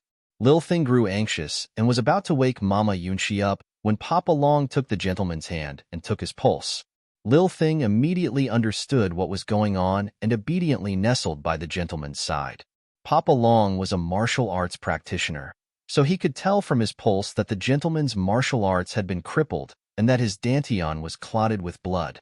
Yes, Long Fei Yi knew that Gu Beiyue's martial arts had been crippled as soon as he took his pulse. It was this pulse that allowed Long Fei Yi to confirm Gu Beiyue's identity once more. He silently withdrew his hand, but it was then that Gu Beiyue slowly opened his eyes.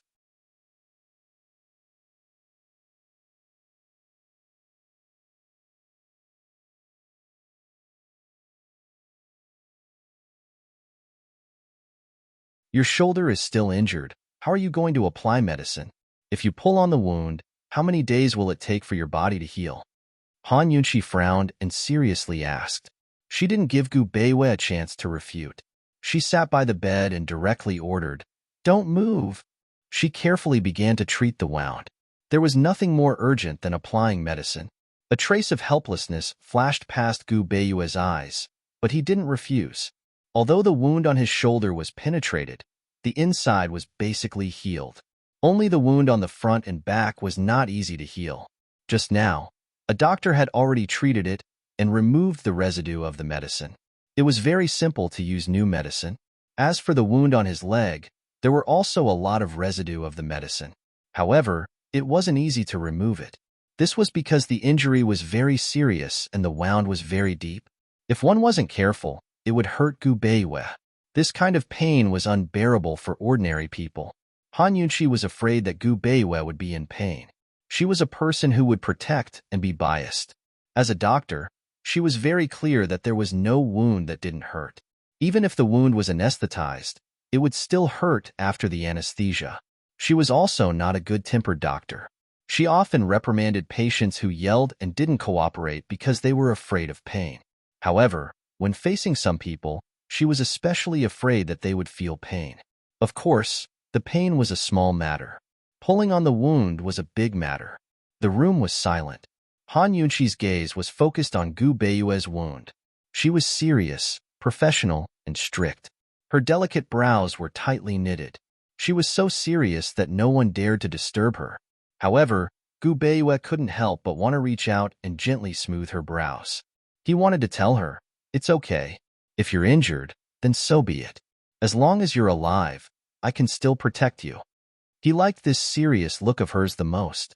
However, he hated it the most when she looked at his wound like this.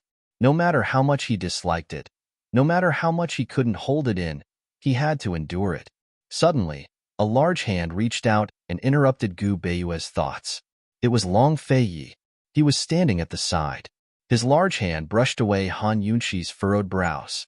He wasn't gentle at all and seemed to be a little unhappy. "Rest. I'll do it," he said coldly. It was already considered an improvement that the big vinegar jar had been knocked over at this time. How could he allow Han Yunqi to apply medicine on another man under his nose? Moreover, this man was Gu Beiyue. Han Yunqi's hand stiffened slightly. She said calmly, "This wound is very deep." In other words, she meant that Long Feiyi wouldn't be able to treat this wound. However, Long Feiyi insisted, "I've treated wounds even deeper than this. Let me do it." He was domineering.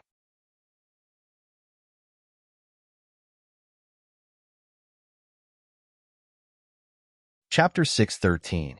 Would Han Yunqi yield? Long Feiyi and Gu Beiyue both looked at Han Yunqi, one keeping silent while the other didn't urge her. Han Yunqi's eyes drooped as her gaze rested on Gu Beiyue's wound. When she was practicing medicine, she hated nothing more than being interrupted. But Long Feiyi had always been an exception. She didn't hesitate for long. No matter what the reason was, she couldn't delay Gu Beiyue's treatment. She quickly replied to Long Feiyi, "The wound is very deep. It's different from the ones you've seen before, so you can't treat it. Have Su Donglin hurry and find a doctor to take care of it. I've been tired these past few days and can't concentrate." This counted as both insisting and yielding. It was half and half. Gu Beiyue's eyes flashed with amusement. He knew that with Han Yunqi's skills, the wound would be treated by the time Su Donglin found a doctor. In truth, she was insisting. This woman was always so smart. As expected, she wouldn't disappoint him. As a doctor, even if she was a poison doctor, she still had basic principles. There was no reason to delay a patient's treatment unless she didn't want to save him from the start. Gu Beiyue couldn't help but recall the first time he'd met Han Yunqi. She'd been so resolute, decisive, and outspoken at General Mu's estate. She didn't want to save him, nor did she need a reason to save him. Even now, she did things her own way. She didn't need to explain herself to anyone except Long Feiyi. Long Feiyi was her only exception. Wasn't this what he'd been hoping for? In all of Cloud Realm Continent, only Long Feiyi could truly protect this woman. If there came a day when she couldn't keep her status, only Long Feiyi could fight against the ambitious wolves of the 7 noble families. He had always been rational and never indulged in his own emotions. But this time, seeing Long Feiyi frown for her made him feel bad. He actually felt reluctant to part with her. Was it because his body was too weak this time, and so was his heart? Abruptly, Long Fei pulled Han Yunqi aside without a word and took over her spot. Han Yunqi suddenly frowned. She was clearly angry. Gu Beiwei came back to his senses in an instant. He was both shocked and anxious. Just as he was about to open his mouth to persuade her, Long Fei Yi nimbly picked up the medicine to clean the wound. His movements were completely unprofessional, but his speed was much faster than Han Yunqi's. In just a few moments, he had cleaned Gu Beiwei's wound of the old medicine residue. However, there was a price to pay, and the price was pain. Gu Beiwei, who had been tormented by countless injuries and illnesses, was in so much pain that he closed his eyes. Blue veins appeared on his forehead. One could imagine how painful it was. But Han Yunqi didn't make a sound, nor did she stop him. She only watched in shock from the side. That was because Long Fei Yi's simple and crude movements hadn't affected the wound at all. Long Fei Yi hadn't lied. He'd treated even deeper and more serious wounds before. He had treated himself before. He had endured injuries that were even more painful than this. As long as he didn't die from the pain, he was fine. After cleaning the wound, Long Fei Yi began to apply medicine. His movements were just as simple and crude, just as fast. His movements were just as unprofessional, but the dragon tendon powder quickly spread deep into the wound. Gu Beiwei was in so much pain that his hands clenched into fists. Blue veins popped out on the backs of his hands. Lil Thing squeaked at the sight, but Long Fei Yi found it too noisy. He brushed it aside and had Lil Thing roll into the bed. Han Yunqi still didn't understand how Long Fei Yi had applied the medicine before he began to bandage the wound. It didn't look good at all, but it was firm and wouldn't loosen. The medicine wouldn't leak out, either. Seeing this, Han Yunqi had nothing to be angry about. She asked incredulously, Long Fei Yi, who've you helped bandage before? If he could train someone to this level, he had to have bandaged their wounds multiple times. Had anyone by his side ever been so seriously injured? And multiple times at that? It was impossible that he'd hurt his own shadow guards. This lofty fellow couldn't possibly treat their wounds personally. Tang Li? Chu Shifeng? You don't know him, Long Fei Yi replied offhandedly before heading out the door. Han Yunqi was certain that Gu Beiwei was only in pain and was fine. She quickly chased after him and didn't know whether to laugh or cry when she saw the scene outside. Long Fei Yi was outside washing his hands very carefully. He didn't even treat Gu Beiwei so seriously. He had mysophobia. I don't know him? Is he from the Tang clan? Han Yunqi pressed on. She knew all of Long Fei's subordinates, but hadn't interacted much with the Tang clan. No, he's dead. Long Fei replied coldly, a little impatient. Then how did he get hurt? Han Yunqi was more curious about this. After all, it wasn't easy to injure someone so severely. Besides the Chu clan's arrows and Tang clan's assassination weapons, what other weapons could injure someone so severely? How did he get hurt? Of course he'd hurt himself. He'd hurt himself plenty of times when he'd been practicing his whip skills. His whip was no less powerful than the Chu clan's arrows and Tang clan's assassination weapons. Whip after whip had landed on his own legs. It was common for his skin to split open and his flesh to be torn open. Naturally, he'd hurt his tendons and bones. He'd treated all of his wounds himself. Mu Fei only gave him medicine and never helped him treat his wounds, much less find a doctor for him. If anyone else had asked, Long Fei Yi would have pretended he hadn't heard and walked away.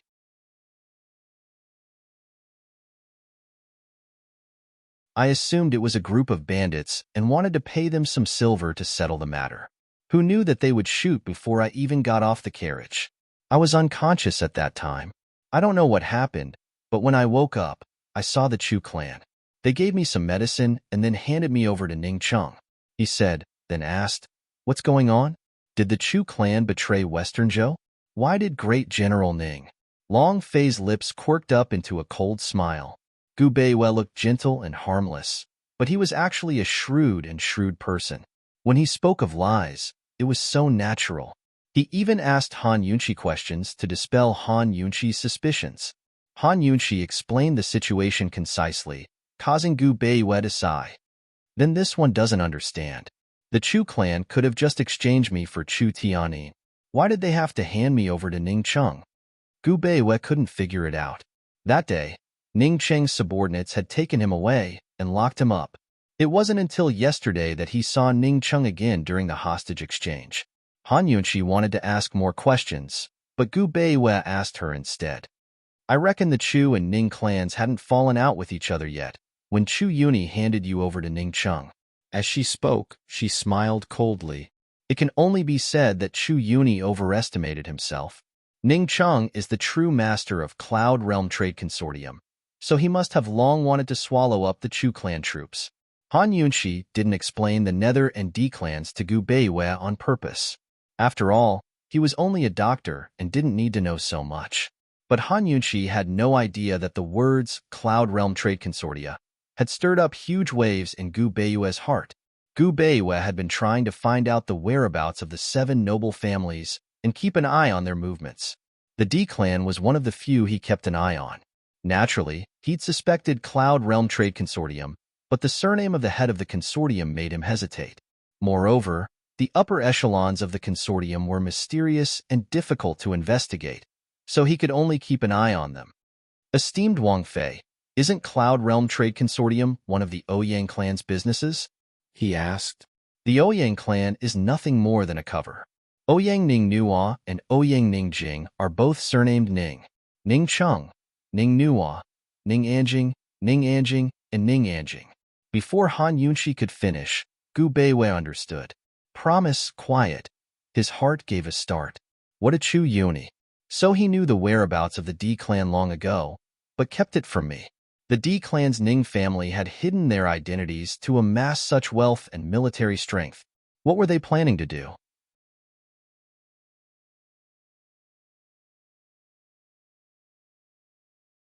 Chapter 614. The only thing Gu Beiwei was certain of was that Chu Yuni hadn't told Ning Cheng about his identity. Otherwise, Ning Cheng wouldn't have ignored him like this, much less let him go so easily. In the past, the D clan's Ning clan was even more loyal to Western Qin than the Shadow clan. The D clan's Ning clan had never involved themselves in politics, but only in business. But what about the current Ning clan? Ning Cheng had hidden himself in Tianning as a general and controlled a third of the country's troops. He also led Tianning's cavalry regiments and colluded with Chu Qingge to threaten the emperor. What was he up to? Was the D clan's Ning clan still the D clan of the past? Gu Beiwei's eyes flickered between light and darkness as his emotions grew complicated. Dr. Gu, what's wrong? Han Yunxi could tell that something was amiss. Nothing, just an accident. I didn't expect so many things to change in the West in just a month. Gu Beiwei seemed to be speaking casually, but he was actually probing Han Yunxi to understand the current situation in the West. After all, the situation had changed drastically and he'd been locked up for so long that he didn't know a thing. Under these circumstances, it was inevitable that he'd lose confidence in facing off against Long Fei Yi. Unfortunately, Han Yunxi didn't say much beyond a soft sigh. Don't worry about anything else. It's more important that you recover from your injuries. You need to take good care of your body. Speak. Do you want to prescribe your own medicine, or should I find someone else? Gu Beiwei smiled. I'll prescribe it myself. He then listed a few ingredients for Han Yunxi to memorize. Han Yunxi noted them down one by one before she went to find the ingredients. She hadn't been idle since arriving at this courtyard. Long Fei Yi saw all of this and endured it in his heart. He wanted nothing more than to lock this woman up in her room forever, but he understood that Han Yunxi was a woman who couldn't be trapped. After confirming that Han Yunxi had left, Long Fei Yi immediately returned to Gu Beiwei's room, where Gu Beiwei was waiting for him. Why? Long Fei Yi immediately continued with his previous question. If he hadn't been interrupted by Han Yunxi, Gu Beiwei would have already answered. Many questions can be summed up in one sentence. Why did you deliberately approach Han Yunxi? Gu Beiwei was actually waiting for Han Yunxi to leave so that he could have a good chat with Long Fei Yi. Even if his identity as a Shadow Clan member was exposed, he could still remain calm in front of Long Fei Yi. Looking straight into Long Fei Yi's cold eyes, Gu Beiwei indifferently replied, because she's a direct descendant of the poison sect. Long Fei Yi had a complicated look in his eyes. Could it be that Gu Beiwei didn't know about Han Yunxi's other identity? Despite his suspicions, he didn't bat an eyelid as he waited for Gu Beiwei to continue. However, Long Fei Ye's calm expression caused great waves in Gu Beiyue's heart. He asked, "Could it be that your Highness Duke of Qin already knew about this? When did Long Fei Yi find out about Han Yunxi's identity as a direct descendant of the poison sect? Did Long Fei find out about Han Yunxi's status as the poison sect's heir from the Mu clan? If so, then did he also know about Han Yunxi's identity as a direct descendant of Western Qin's imperial clan? After all, the secret of Western Qin's imperial clan was hidden in Medicine City's Mu clan. A few years ago, he'd found some suspicious clues among his grandfather's belongings by chance. He'd followed those clues all the way to Medicine City and spent a great deal of effort to track down Mu Xian. By the time he'd found out, Mu Xian had already been missing for a long time. All that was left was a rumor that she had an affair with a descendant of the poison sect. To others, this might be a rumor, but to him, it was the only clue. Unfortunately, he'd chased after this clue for many years, but still couldn't find Mu Xian's whereabouts. During those years, he'd learned almost everything about the poison sect.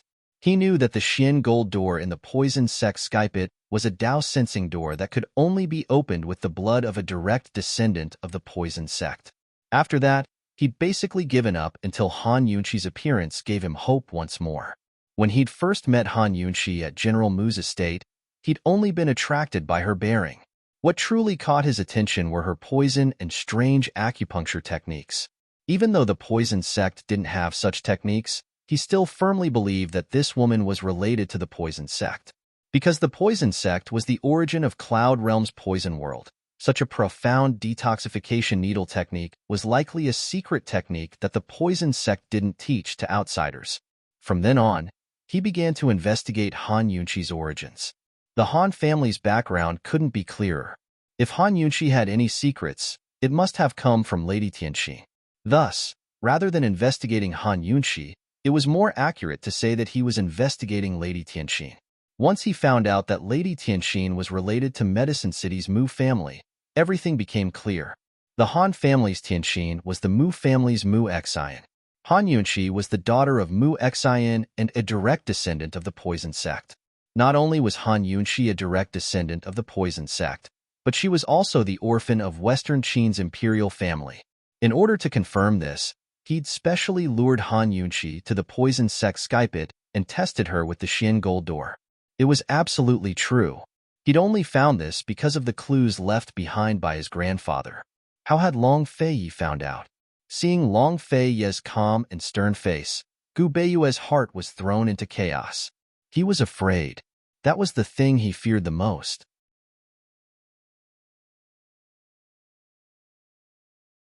Gu Beiyue explained, "Your Highness Duke of Qin. This one went to the Sky Pit to retrieve the poison beast's fangs to create a medicine. When I met esteemed Wang Fei, I wanted to coerce esteemed Wang Fei into using her poison arts to capture the poison beast. Unfortunately, the discovery of the Xian gold door forced this one to retreat. Because this one knew that once the poison beast has recognized its master, no one can steal it away." Xian gold door. Long Fei Yi muttered to himself, as if he was pondering something. Exactly.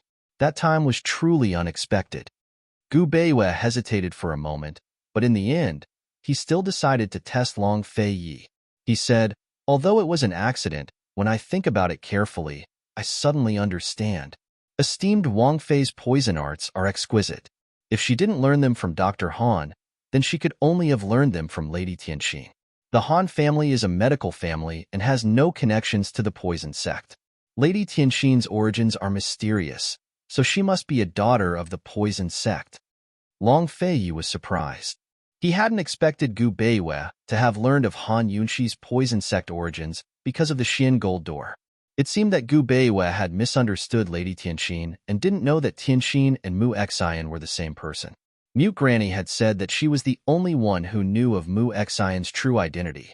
If Gu Beiyue didn't know that Tianxin was Mu Xian, then it was even more impossible for him to know of Mu Xian's relationship with the Western Qin imperial family. From another perspective, if Gu Beiyue knew that Han Yunxi was the orphan of the Western Qin imperial family, he would have made a move a long time ago. There was no way he would have done nothing until now. Long Fei Yi had a grasp of the situation, but he still questioned Gu Beiyue. As expected, You had ulterior motives for entering Pill Fiend Pharmacy. Your Highness has misunderstood. This one admires esteemed Wang Fei's poison skills and respects esteemed Wang Fei's character. I had no ulterior motives for entering Pill Fiend Pharmacy for the convenience of my medical practice and to repay esteemed Wang Fei for saving my life. If esteemed Wang Fei hadn't saved me, this one would have died at Empress Dowager Li's hands last time. Does the Shadow Clan have any regard for a trifling Tianix's Empress Dowager? Long Fei mocked. Gu Beiyue's eyes flashed with vigilance before he smiled helplessly. Your Highness Duke of Qin may not know this, but my Shadow Clan has withered away. Today, I'm the only one left with this sickly body. The Shadow Clan. Hee, it's long gone. Is that so? Back then, the Nether and Shadow Clans worked together to put on a good show and preserve the bloodline of Western Qin's imperial family. The Nether Clan's Chu clan has already announced to the world that they're searching for the imperial family to restore Western Qin.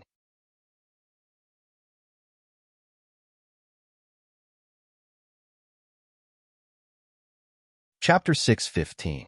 Gu Beiyue didn't need anyone's sympathy for his injuries. He clasped his hands in a neither servile nor overbearing manner, his pale face earnest and persistent. Your Highness Duke of Qin, the Nether Clan's Chu clan has wild ambitions. Their so-called revival of Western Qin is nothing more than a pretense. My Shadow Clan will never wallow in the mire with such wolves. Moreover, I'm the only one left of the Shadow Clan. Even if I have the heart, I'm powerless. Long Fei Ye's lips were curled into a mocking smile as he watched Gu Beiyue lie with cold eyes. But Gu Beiyue's attitude remained earnest and sincere. Your Highness Duke of Qin, although Western Qin's imperial clan left behind orphans in the past, there's no guarantee that any of their descendants are still alive today. Even if there are, there's no guarantee that they'll be able to find them, much less seek revenge. Although I bear heavy responsibilities for the clan, I have neither the heart nor the strength to help my master revive the country. I only hope to be able to treat illnesses and injuries in my lifetime. Practicing medicine for a lifetime is quiet and ordinary. If I had any other choice, I would never reveal my shadow arts, much less my identity. Despite Gu Beiyue's words, Long Fei remained unmoved. It had to be said that Gu Beiyue's heart was lacking in confidence right now. He'd only felt so uncertain in front of Long Fei in his life. Gu Beiyue felt even more uncertain when he saw Long Fei's cold expression. Despite this, he continued to speak with sincerity. His explanations came from the bottom of his heart and were the most sincere of lies. Isn't your Highness curious as to why I was injured by the Chu clan's arrows? He asked seriously. Long Fei really didn't understand. Even though he'd instigated things first, Chu Yuni and Gu Beiyue wouldn't go so far as to kill each other in Thousand Buddha Cave. Why? Long Fei finally spoke. Because Chu Yuni ordered me to kill you and Wang Fei in Thousand Buddha Cave, but I refused, Gu Beiyue said frankly.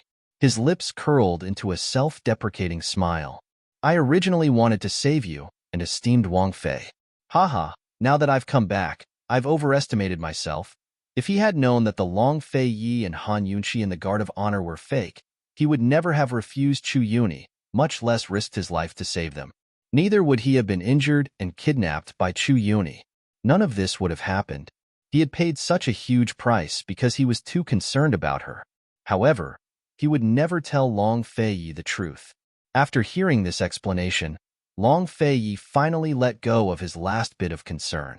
There were too many reasons to prove that Gu Beiyue did not know Han Yunqi's identity, but there was no doubt that he knew about Han Yunqi's identity. Even the paranoid Long Fei believed him this time. Actually, with his personality, killing Gu Beiyue would be the safest and most direct way. Unfortunately, he had to worry about Han Yunqi as well. Mute Granny's death was enough of a headache for him. Now there was Gu Beiyue as well. How much effort would he have to put in? He loathed his own lies. Keeping Gu Beiyue alive would be a good assistant for Han Yunqi's Pill Fiend Pharmacy. Long Fei nodded wordlessly and prepared to leave, but Gu Beiyue stopped him. Your Highness Duke of Qin, please wait a moment. This one has something I don't understand, and I don't know if I can ask you for guidance. Speak, Long Fei said from inside the room. How did your highness find out that esteemed Wang Fei is the poison sex orphan? This was Gu Beiyue's greatest doubt. Lady Lianxin said it herself. Tianxin is Mu Xian from back then. You should know. Long Fei Yi replied. So, Lady Lianxin must have been desperate enough to reveal Mu Xian's secret at the Grand Medicine Testing Convention. Neither Lady Lianxin nor Mu Ingdong knew about Western Qin's affairs. Your Highness, can this one hide this matter from esteemed Wang Fei? Gu Beiyue knew that Long Fei Yi already believed him, so he wanted to reassure Long Fei Yi. That's your own business. It has nothing to do with this prince, Long Fei Yi said before leaving. He clearly knew that Gu Beiyue wouldn't say anything, so he wanted Gu Beiyue to bear the consequences of his own lies. So even Long Fei Yi was afraid of Han Yunxi. Gu Beiyue couldn't help but smile. His pale face looked especially beautiful when he did so. He'd never felt so relaxed ever since he'd exposed his shadow arts. He knew that as long as Long Fei Yi trusted him, he could stay by Yunxi's side forever as long as he didn't die. Both his shadow arts and legs were crippled. No one knew how he'd survived Ning Cheng's imprisonment. Even he couldn't remember. Perhaps he'd simply forgotten, or perhaps it was too much for him to bear, so he subconsciously refused to remember. He only remembered seeing Han Yunxi's anxious little face before his heart stopped hurting. He had lost his shadow arts and his legs, while she still had Long Fei Yi. Was that enough? And he would do his best to help her make Pill Fiend Pharmacy a better place. Just like that, the two men who knew Han Yunxi's dual identities the best lied to each other and misunderstood each other. How long could they keep this from each other? How long could this misunderstanding last? Han Yunxi didn't like lies, so how could she forgive white lies? One day, Han Yunxi would realize that she'd been an idiot. Not only had she been tricked by Long Fei Yi, but Gu and Gu Beiyue as well. Currently, she was frantically searching for medicine for Gu Beiyue. It was hard to find ingredients in these war-torn lands, so she didn't have enough on her person. She could only ask Medicine City to send them over. Fortunately, Gu Beiyue's ingredients were all available in Medicine City's Wang clan. By the end of the day, all the ingredients had been gathered. Mu Linger had replied as well with a wondrous medicine called White Mountain Oil. Gu Qishao, on the other hand, didn't reply. It wasn't clear whether he hadn't received the Flying Hawk message or hadn't replied in time. Gu knew more rare ingredients than Mu Linger, and even if he didn't have the ingredient, he could still cultivate some. Han Yunxi ordered the servants to send more letters to urge him. After 10 days of recuperation, Gu Beiyue's complexion looked much better, but his leg injury showed no signs of improvement. Fortunately, the White Mountain Oil that Mu Linger had sent over stopped the injury from worsening. Han Yunxi kept trying to contact Gu while urging Third Elder Shen. Esteemed Wang Fei, don't be anxious about finding the medicine. Third Elder Shen should be here in a few days. Gu Beiyue didn't want her to be anxious. Whenever she was anxious, she would frown. Long Fei Yi also didn't like Han Yunxi frowning. It was as if he had obsessive-compulsive disorder. When he saw her frown, he would immediately reach out his hand to caress it without saying a word. When Han Yunxi relaxed her frown, he didn't let go. She had to hold his hand first. It wasn't clear who was comforting who, but when Han Yunxi pulled his hand down and intertwined their fingers, Long Fei Yi calmed down. If it was Gu, he would have stared at this scene. However, Gu Beiyue chose to look away. Only the two of them could understand this feeling. Ever since he had a showdown with Long Fei Yi, Gu Beiyue had been recuperating in bed. When Han Yunxi arrived, Long Fei Yi had just returned. Other than that, Long Fei Yi hadn't taken a single step in. It was as if nothing had happened between them. Third Elder Shen will arrive in 5 days, Han Yunxi said simply. After leaving, she immediately said to Long Fei Yi, how about I make a personal trip to Medicine City? Let's find Gu first. Have Chu Shifeng make a trip to Westjing. Long Fei Yi said simply. Although Han Yunxi was the king of medicine's disciple, she was only a disciple in name. If he went to beg the king of medicine now, he'd owe him a favor. How could he agree? After all, the king of medicine wasn't so generous. What if Han Yunxi was forced to stay at the medicine hut?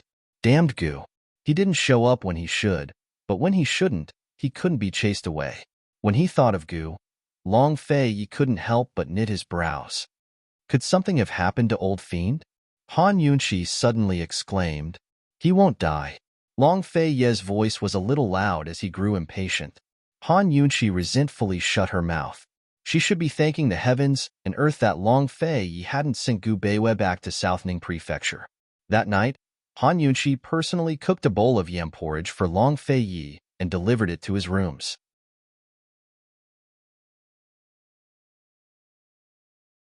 Ning Chang moved the troops from Tianning's western borders west to Fenglin Prefecture. From now on, Fenglin Prefecture was part of Tianning's territory, while the Chu clan and Western Zhou's decades of marriage alliance were officially broken. Long Fei Yi, how do you plan to deal with Ning Chang and the Chu clan? Han Yunqi asked seriously.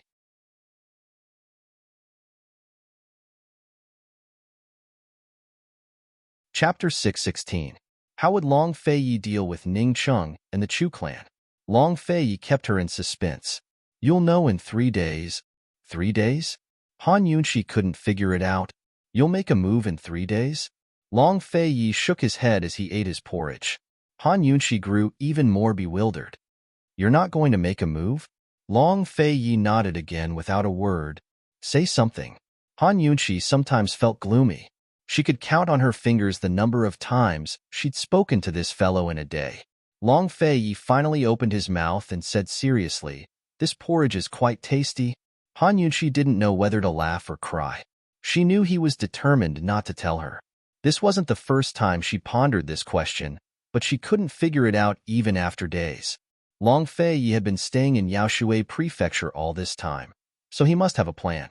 But he still hadn't made a move.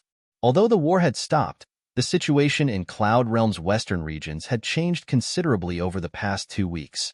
Western Zhou's emperor was furious at the Chu clan for being greedy and ungrateful. He denounced Empress Chu for colluding with Ning Chang to commit regicide and usurp the throne.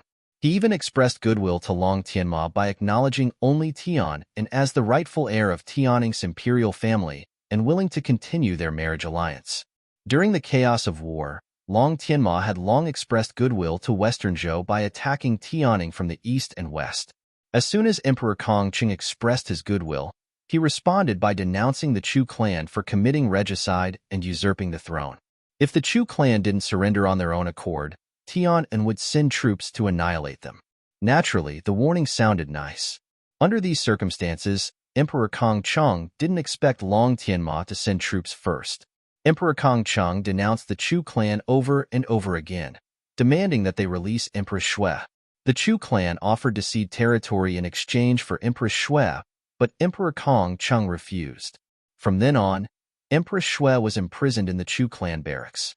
Outsiders thought that this was the idea of the 2 elders of the Chu clan, but in reality, the 2 elders of the Chu clan had already been imprisoned by Ning Cheng.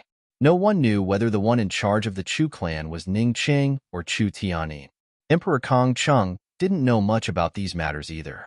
Instead, he placed his hopes on Long Fei Yi.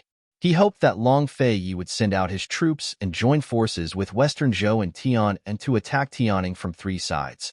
Unfortunately, Long Fei Yi didn't make a move. The South Central troops were also stationed here, but he didn't seem to have any intention of retreating or returning Yaoshui to Western Zhou. Western Zhou's emperor was anxious, but he didn't dare to bring it up himself. All he could do was wait with Long Fei Yi. Because the western region was the common border between 4 countries, it was an important military position. It was also because the Duke of Qin didn't involve himself in politics. Thus, all of Cloud Realm continent was paying close attention to his every move. As soon as the Chu clan troops pledged allegiance to Tianning, both the imperial court and the common people were abuzz with discussion. There were 2 main topics of discussion: whether His Highness Duke of Qin would continue to send troops to attack Tianning, and the adulterous affair between Empress Chu and Prince Regent Ningcheng. In the eyes of the common people, there had to be something going on between a man and a woman. Long Fei Yi wouldn't say a word, so Han Yunqi could only wait. But 3 days later, a piece of news came that not only shocked Han Yunqi, but all of Tianning. The news was that Empress Shui had been assassinated and killed. On the afternoon of the same day, Emperor Kongqing was grief-stricken. He angrily denounced the Chu clan for plotting against him and demanded that they return Empress Shui's corpse. Still, The Chu clan refused. That very night, a disciple of Tianshan Kinzo, Duamu Yao, denounced the Chu clan and personally led 10 disciples down the mountain. If the Chu clan didn't return the corpse and give her an explanation, then Tianshan Kinzo wouldn't spare a single member of the Chu clan. As soon as Han Yunshi heard the news, she ran to find Long Fei Yi. How did Empress Shui die? Emperor Kongcheng and Duanmu Yao had demanded the corpse for 3 reasons. First, they wanted to let Empress Shui rest in peace. Second, they wanted to fight for their dignity. Third, they wanted to conduct an autopsy to see if Empress Shui had been assassinated or tortured to death by the Chu clan. Since Long Fei Yi could calculate the time so accurately, Han Yunshi didn't even need to think to know that he had something to do with this matter. What do you think? Long Fei Yi sat lazily on the warm couch as he glanced at Han Yunshi. His lips curved in a sinister smile. Han Yunshi understood. So it was him. It wouldn't be easy to destroy the Chu clan troops and counterattack Ning Cheng's troops, but it wouldn't be difficult for him or one of his experts to sneak into the barracks and kill a hostage. This fellow was truly sinister. Killing Empress Shui was as easy as blowing off dust. He could get someone else to do the dirty work. After all, offending Tianshan Kinzo would make life difficult for both the Chu clan and Ning Cheng. Even if they handed Empress Shui over to Duanmu Yao, with Duanmu Yao's personality, how could she let the matter rest? She couldn't help but look forward to Duanmu Yao's reaction when she found out. What Han Yunshi didn't understand was just how much power Duanmu Yao had on Tianshan Mountain. How could she use Tianshan Mountain's name to denounce the Chu clan troops? How could she escalate a personal grudge into one between 2 major powers?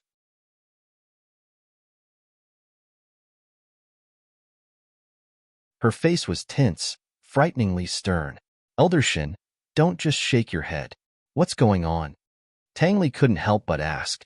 Third Elder Shin acted like he hadn't heard him, so he didn't answer. Tang Li wanted to ask again, but Han Yunshi shut him up with a glare.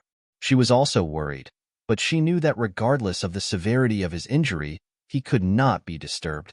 Third Elder Shin and Divine Dr. Luo examined him as they questioned Gu Beiwei. This took an entire hour. In the end, Third Elder Shin reapplied medicine and bandaged Gu Beiwei. He looked at Gu Beiwei and said sternly, "Beiwei, you know what's going on now, right?" Han Yunshi knitted her brows at these words. She stared at Gu Beiwei's bandaged knee and couldn't help but bite her lip. Lil Thing was sitting on her shoulder, its paws clasped tightly together. It was very nervous. Gu Beiwei smiled faintly. I know. Although he was smiling, the atmosphere in the room suddenly grew heavy. Tang Li and Chu Shifeng exchanged glances, while Long Fei Ye's eyes were hooded as they darkened. Third Elder Shin looked at Gu Beiwei's clean smile and truly couldn't bear it. He had a good relationship with Director Gu and had watched Beiwei grow up. He was a perfectly fine child who had saved countless lives out of kindness. How did he end up like this? How could Director Gu rest in peace in the underworld? He sighed deeply and rose to bow to Han Yunshi. Esteemed Wang Fei, Dr. Gu's leg is crippled. Crippled? How can that be? Third Elder Shin, is there really no cure? Is there no way for anyone else? Tang Li and Chu Shifeng were both in disbelief. Even Long Fei Yi furrowed his brows. They all knew Gu Beiwei's leg was severely injured, but they never expected it to be incurable. They always assumed that Gu Beiwei would be fine with Third Elder Shin's arrival. Third Elder Shin's expression was heavy as he shook his head. It was Divine Dr. Luo who answered. Dr. Gu injured his tendons. They're severely torn in his leg. Although they haven't broken, the damage is severe enough to affect his ability to stand and walk. It's impossible to cure them, so we can only treat them with medicine to prevent them from worsening. Once they do, it's very likely that all of his tendons will break. Can't you reconnect his tendons? Han Yunshi finally spoke up. She'd asked Third Elder Shan to come because she wanted to see if he could reconnect Gu Beiwei's tendons. If it was possible, then even a broken tendon could be healed. Although she knew that Cloud Realm Continent's medical facilities were limited and its medical skills were basically a blank slate, she still held onto a sliver of hope. Broken bones can be reconnected, but broken tendons. Third Elder Shan could only shake his head. Broken bones can be reconnected, and broken tendons can be stitched. Han Yunshi said seriously. If a broken bone was reconnected, then bone glue would form within 100 days to heal the wound and restore it to its original state. Broken tendons worked the same way. After a needle and thread was sewn together, the tendons would grow back together within 100 days to heal. This was a simple operation in modern times, but why was it so difficult in ancient times?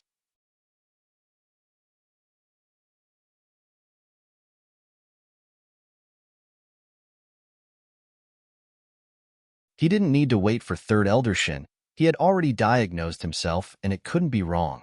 But seeing Han Yunqi's stubborn little face, Gu Beiwei suddenly felt a sense of hope. He unconsciously nodded. Esteemed Wang Fei, this one will not give up. These words were no longer comforting her, but rather he was seriously saying them for her to hear. Han Yunqi wanted nothing more than this hope. Since there was hope, she had to hope until the end and persevere until the end. Third Elder Shun, I'll have to trouble you to take care of Dr. Gu's wounds for the next few days, Han Yunqi seriously said. Esteemed Wang Fei, please be assured. This old man will definitely do his best. Even if esteemed Wang Fei chased him away, Third Elder Shun would not leave. He had seen this woman's miracles, and he was waiting to see how she would turn something rotten into something magical.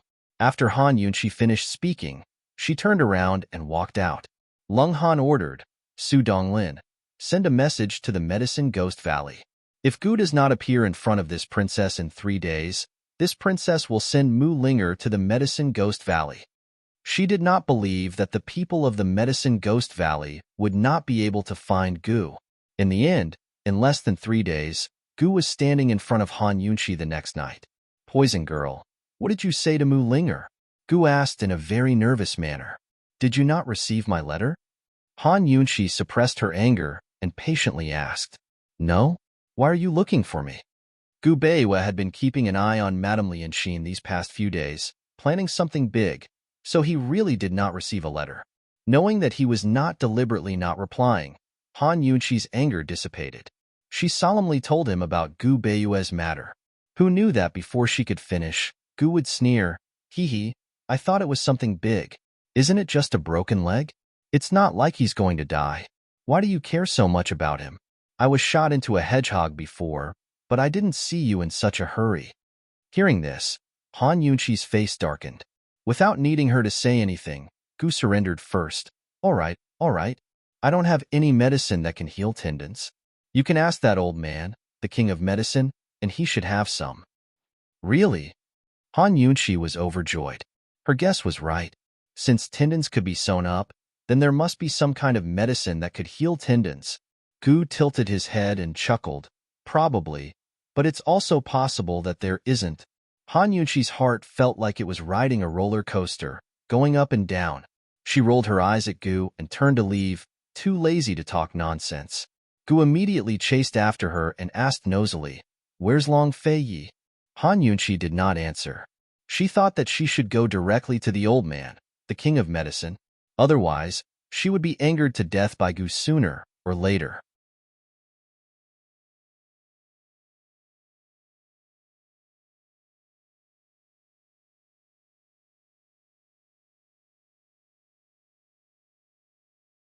Chapter 618. It wasn't clear what Gu Beiwei said to Long Fei Yi, but Long Fei Ye's lips curved into a satisfied smile.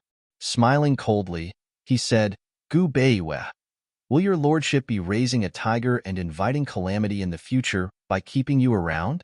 Gu Beiwei's gentle exterior didn't contain any wild ambitions, but he had an unusually calm and resolute heart. This was the greatest bargaining chip and weapon for someone who wanted to achieve great things. Once such a person developed a competitive spirit, he'd be a great calamity. As long as you treat Miss Yunqi sincerely, I, Gu Beiwei, will never make an enemy out of you.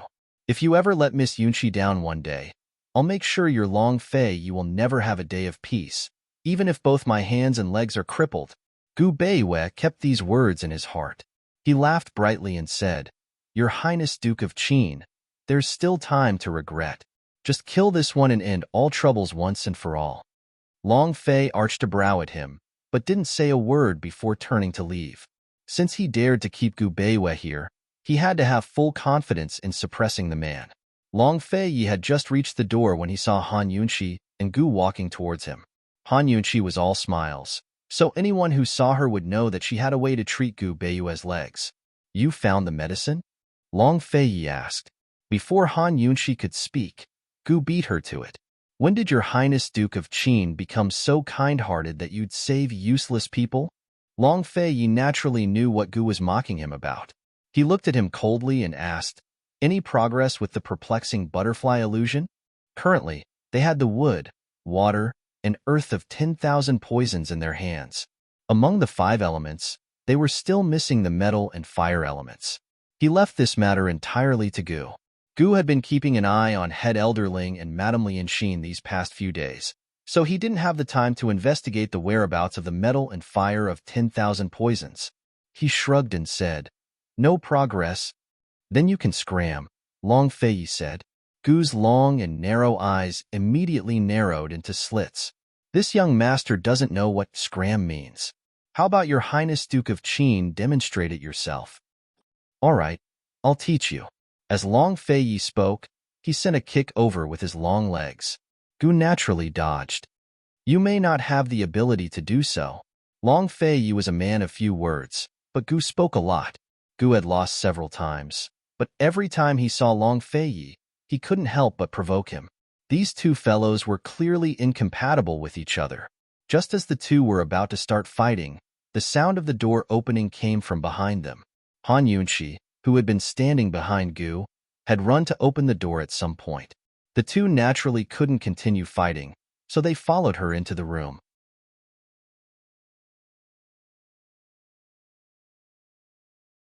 Even he didn't know about the muscle growth ointment, so it must be a miracle medicine among miraculous medicines. How could such a good thing be given away just like that? Long Fei raised his eyebrows and looked over. Gu Beiyue, since you want to give up, why give Han Yunqi hope? Everyone thought that Han Yunqi had given Gu Beiyue hope, but in his eyes, it was Gu Beiyue's unwillingness to give up that gave Han Yunqi hope. He knew that woman too well. If Gu Beiyue's legs were really crippled, she would feel uneasy for the rest of her life. A complicated look flashed past Gu Beiyue's eyes as he said, this one has a way to persuade esteemed Princess Consort. This time, Gu Beiyue's words were interrupted again. Long Fei asked bluntly, where do you get the confidence to persuade her? Gu Beiyue was speechless for a moment. He realized that he had said the wrong thing in his haste. He silently lowered his head. You were taken hostage, so the two of us owe you. Since we have the medicine, this prince will definitely make you stand up again. You just need to help this prince deal with the D and U clans. Long Fei said this and strode out of the door, not giving Gu Beiyue a chance to speak. Gu Beiyue sighed softly. He couldn't sleep that night. The complicated feelings in his heart were all tightly hidden. He couldn't and didn't dare to reveal a single trace. As the guardian of Western Qin's imperial family, he had all the confidence and qualifications. Unfortunately, he couldn't say anything. He was determined to bury this secret in his heart. Early the next morning, the King of Medicine's reply arrived. The muscle growth ointment was indeed in the hands of the King of Medicine, but the King of Medicine wanted Han Yunqi to take Gu Beiyue there personally. Could it be that he wants to personally apply the ointment on Gu Beiyue? The King of Medicine isn't that kind, is he? Gu rubbed his chin, unable to figure it out. Han Yunqi knew that the King of Medicine wasn't easy to negotiate with, so this trip wouldn't be easy. She timidly looked at Long Fei. She thought that the Long Fei would object, but who knew that the Long Fei would simply say, let's go together. If he wants to negotiate, this prince will negotiate with him. Han Yunqi was overjoyed. The happiest thing in her life was Long Fei's understanding and support. Although this guy would occasionally overturn a jar of vinegar, he was still calm and straightforward in the face of major issues. At this time, Gu Beiyue had already regained his composure after a night of insomnia. Just like before, he pretended that he didn't know or understand anything. He sat on the couch and respectfully bowed. Thank you, Your Highness Duke of Qin. Thank you, esteemed Wang Fei. Gu, let's go together. Han Yunqi said seriously. Gu understood medicine and was also a member of the medical community. If the King of Medicine made things difficult for them, Gu could at least give them some advice. who knew that Gu would snort disdainfully. This young master has never been interested in men's affairs. Han Yunshi wanted nothing more than to send him flying with a kick. Go away. This time, Gu Qixiao didn't stick around shamelessly, but really left. That afternoon, Long Fei Yi arranged various matters in Yaoshui before secretly leaving the city with Han Yunshi and Gu Beiwei. They headed in the direction of Medicine City. In the west, he only needed to sit on the mountain and watch the tigers fight. He was quite free for the next few months. Although Lilthing didn't know where they were going, it knew that the young master's legs could be saved when it saw them leaving the city together. It bounced around the young master's body a few times, overjoyed. As for Gu, no one knew where he had run off to. He didn't follow them out of the city. Before they left, Han Yunshi glanced back to make sure Gu Qixiao hadn't come. She'd long gotten used to Gu Qixiao's elusiveness and was too lazy to ask. Long Fei, on the other hand, would never care about his whereabouts. Several days later, they arrived at the medicinal forest. When they got close to the medicinal hut, Elder Wang and the others who had personally escorted them here had to stop. Although there were no written rules, unrelated people didn't dare to rashly approach the hut. Even the servant who helped push Gu Beiyue's wheelchair didn't come over. Han Yunshi wanted to take over, but Long Fei Yi quietly took the initiative and personally pushed Gu Beiyue forward. Han Yunshi was stunned. She suddenly realized that compared to Long Fei Yi, she was the jealous one. Long Fei Yi turned around and saw that she was still standing there. He said unhappily, Han Yunshi, why aren't you leaving? She really liked those words of his. Every time he said those words, she wouldn't say a word and would quickly catch up to him. His gaze would always follow her until she reached his side. Only then would he look away. It was already past noon. The sun shone from behind, casting their shadows on the ground as if they were one entity. Gu Beiyue silently watched. Although he watched for a long time, he still closed his eyes in the end. If he didn't look, he wouldn't think. After quietly walking through a small path, they arrived at the medicinal hut. A white-haired old man stood in front of the courtyard's fence. He was none other than the owner of the medicinal hut, the authoritative king of medicine in the medicine world, Sun Zhong. They were still a distance away when the old man, the king of medicine, laughed loudly. Hee, my good disciple. You only came to see me after the new year? These words were clearly blaming Han Yunshi for not coming to visit during the new year. Han Yunshi had been so busy that she didn't even know which New Year's Eve and which New Year's Day. How could she have time to come?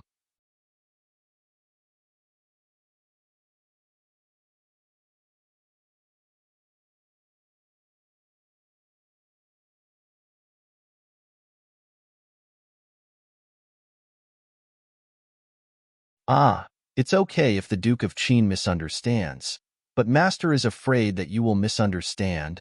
No misunderstanding, no misunderstanding. Master, let's go inside. Saving people is the most important thing. Han Yunshi was really straightforward.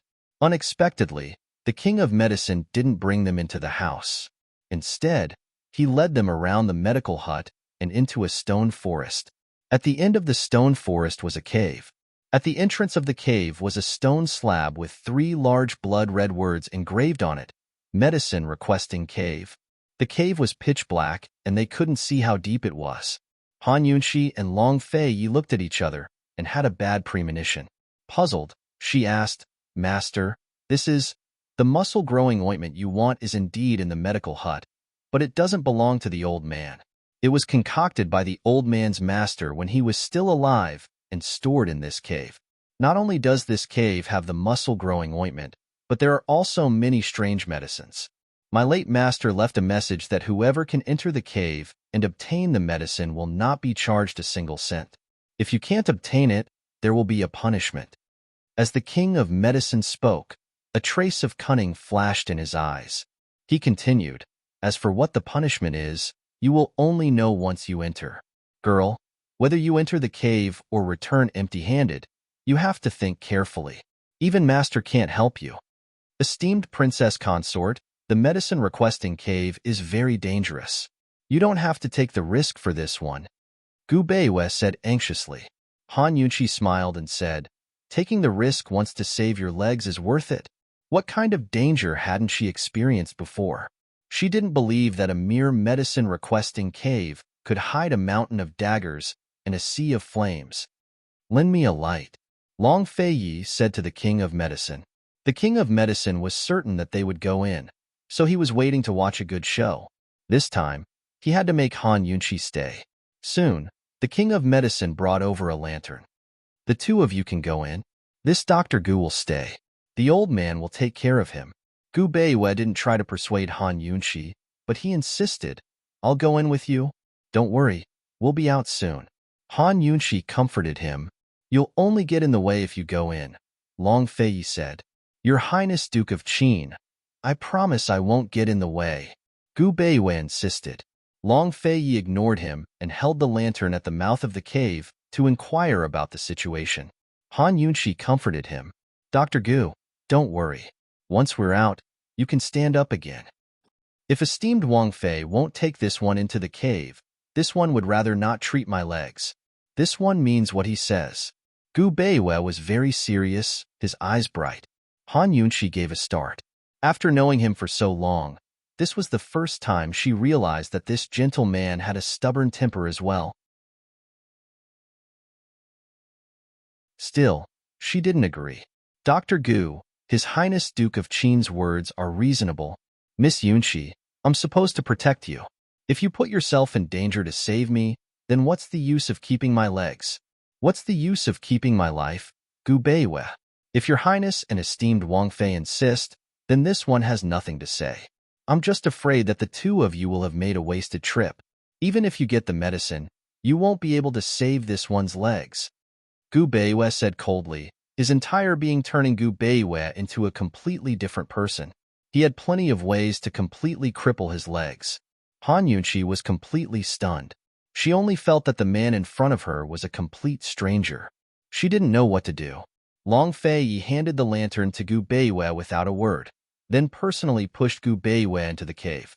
Han Yunqi looked at their backs and didn't know why, but she didn't feel worried at all. Instead, her heart was filled with warmth as she quickly chased after them. "That's right. Old man forgot to tell you that you only have 2 hours," the King of Medicine shouted from behind them. He chased after them a few steps before stopping at the mouth of the cave. He would never dare to step into the cave again in this lifetime. Back when he came here to ask for medicine, it was because he was trapped here that he had no choice but to stay here for the rest of his life. This place was his nightmare, but now it was where his hope lay. He was waiting for Han Yunqi to follow in his footsteps. Han Yunqi's group of 3 was quickly swallowed up by the endless darkness of the cave. The King of Medicine hurriedly walked along a small path at the side. This path was parallel to the cave, and there was a hidden window that allowed them to see everything inside. Han Yunqi and the others kept walking in silence. Long Fei Yi pushed Gu Beiwei's wheelchair with one hand and held Han Yunqi tightly with the other. He was vigilant as he paid attention to the movements around them. He didn't even miss the slightest movement in the air. Although Gu Beiwei's martial arts were completely crippled, his vigilance was still there. He was just like Long Fei Yi, paying attention to everything around them. Han Yunqi was also on guard, the hidden needles in her hands ready at all times. However, after being nervous for a long time, they realized that their vigilance was unnecessary. This cave didn't have any traps or ambushes. Instead, there were many checkpoints waiting for them to pass through. As long as they could safely reach the last checkpoint, they could take away any medicine they wanted. Soon, they reached the first checkpoint, identification of medicine. A tightly shut stone door blocked their path. A little medicine boy in black stood in front of the door, holding a box of medicine in his hands. As long as you can identify the medicine in this box within the time it takes for a stick of incense to burn, you can continue forward. Otherwise, you must stay in the medicine hut for the rest of your lives. Violators will be cursed and be plagued with hundreds of illnesses that can't be cured. The little medicine boy's tone was stiff and emotionless. "How do we identify it?" Han Yunqi asked. "Stand 5 steps away. You are not allowed to come close. You can only watch," the little medicine boy explained. Han Yunqi was amused. That's it. This was child's play to her. Not to mention 5 steps, even 10 or 20 steps wouldn't be a problem. "That's it. When you're ready, we'll begin," the little medicine boy said, "Begin." Han Yunqi was very decisive. Xiao Xiao slowly opened the medicine box, and Pill King, who was watching from the side, revealed a sly smile. He had seen Han Yunqi's abilities at Medicine City's Grand Medicine Testing Convention. However, he firmly believed that the first checkpoint of the Medicine Requesting Cave would be able to stop Han Yunqi. Back then, he had lost at this very first checkpoint.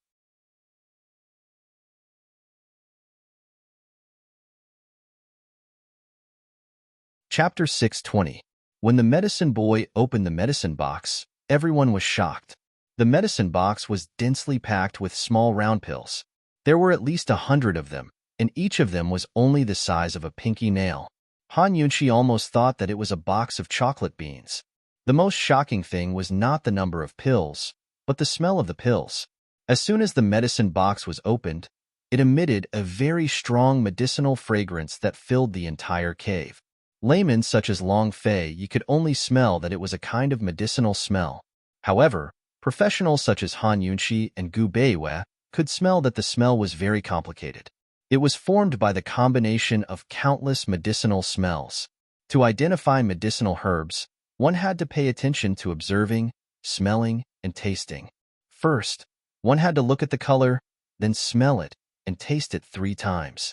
The medicine boy asked them to stand 5 steps away to identify the medicinal herbs. Naturally, they were not allowed to taste it. They could only observe and smell to identify the medicinal herbs. The cave was dim. All the medicinal herbs in the medicine box were of the same color and shape. Even a small pill could not be seen clearly from 3 steps away, let alone 5 steps away. To put it bluntly, this stage required them to identify a large box of medicinal pills through their sense of smell. However, the smells of these medicinal herbs were all mixed together to form a strong medicinal smell. Han Yunqi sighed in her heart. This was only the first stage, and it was already so difficult. What would the next 2 stages be like? You still have a chance to regret. If you regret, please go back the way you came. Once you start, there is no turning back. The medicine boy reminded them. Han Yunqi did not move. She stared at the medicine box. Long Fei was a layman. He did not know how difficult this task was for Han Yunqi. He glanced at Han Yunqi and chose to remain silent. Gu Beiyue's eyes were complicated. Medical skills and medicinal skills were interlinked. He was very clear about how difficult this stage was. Even if Han Yunqi could identify all 100 of the pills and get them right, their chances of victory were still slim. Because there wasn't enough time. There were a total of 3 stages in the medicine requesting cave, and each stage was more difficult than the last. They only had 2 hours, and to accurately identify 100 types of pills, even the best pharmacist would not be able to do it without spending 2 to 4 hours. If they spent all their time here, even if they won this stage, they would still lose. Gu Beiwei was a smart man. He quickly realized that the so-called medicine requesting cave was nothing more than a scheme to force Han Yunqi to stay. Esteemed Wang Fei, let's go back. This is, before Gu Beiwei could say the word conspiracy, Han Yunqi suddenly said to the medical apprentice, "No regrets. Let's begin."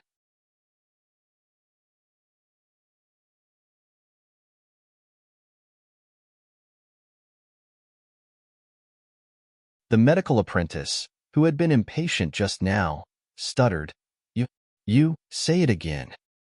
Didn't you hear it clearly? Han Yunqi asked.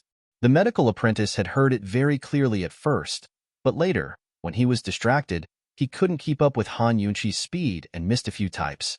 In short, he was now very confused. I didn't have time to hear it clearly, he replied. Then which ones didn't make it in time? Han Yunqi asked. Let me think, the medical apprentice said seriously. Han Yunqi immediately burst into laughter. You're so stupid, yet you dare to guard the medicine requesting cave. Get out yourself. Before the medical apprentice could figure out why he was so stupid, Gu Beiwei couldn't help but laugh out loud. He hadn't been so happy since Chu Yuni kidnapped him. Meanwhile, Long Fei Ye's lips were drawn up in a beautiful smile. Since he didn't hear it clearly, how was he supposed to know which ones? Han Yunqi's question was obviously a trap for the medical apprentice to jump into. Who said this woman was kind and compassionate? Look at her. She immediately returned the favor after being called stupid. The king of medicine hadn't heard the names of the pills either, but he didn't dare to ask, afraid that he'd be tricked by Han Yunshi and damage his reputation. The medical apprentice flew into a rage out of humiliation. Say it again. Slow down. My time is limited. I've already said everything. So it's your problem if you didn't hear it clearly. If you're so stupid that you need 2 hours to hear it clearly, then I don't need to walk the rest of the way anymore, Han Yunshi said coldly. The medical apprentice was at a loss for words, but could only concede. We won't keep track of the time, so speak slowly. He refused to believe that this woman could get everything right. She'd spoken so quickly just then, so there had to be many areas where she'd been vague. The king of medicine had the same idea, but remained silent to wait on one side. Han Yunshi looked disdainfully at the medical apprentice and the king of medicine before slowly listing out the names of each pill. This time, both the medical apprentice and the king of medicine heard every word clearly.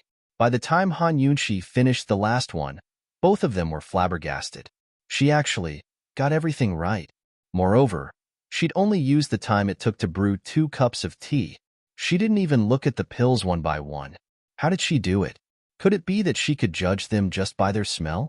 Anyone who entered the medicine-requesting cave would either escape with a curse or stay in the medicine hut as a disciple for the rest of their lives, planting, dispensing, and learning medicine.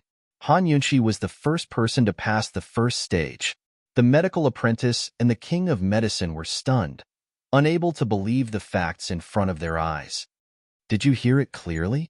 Is everything right? Han Yunshi asked.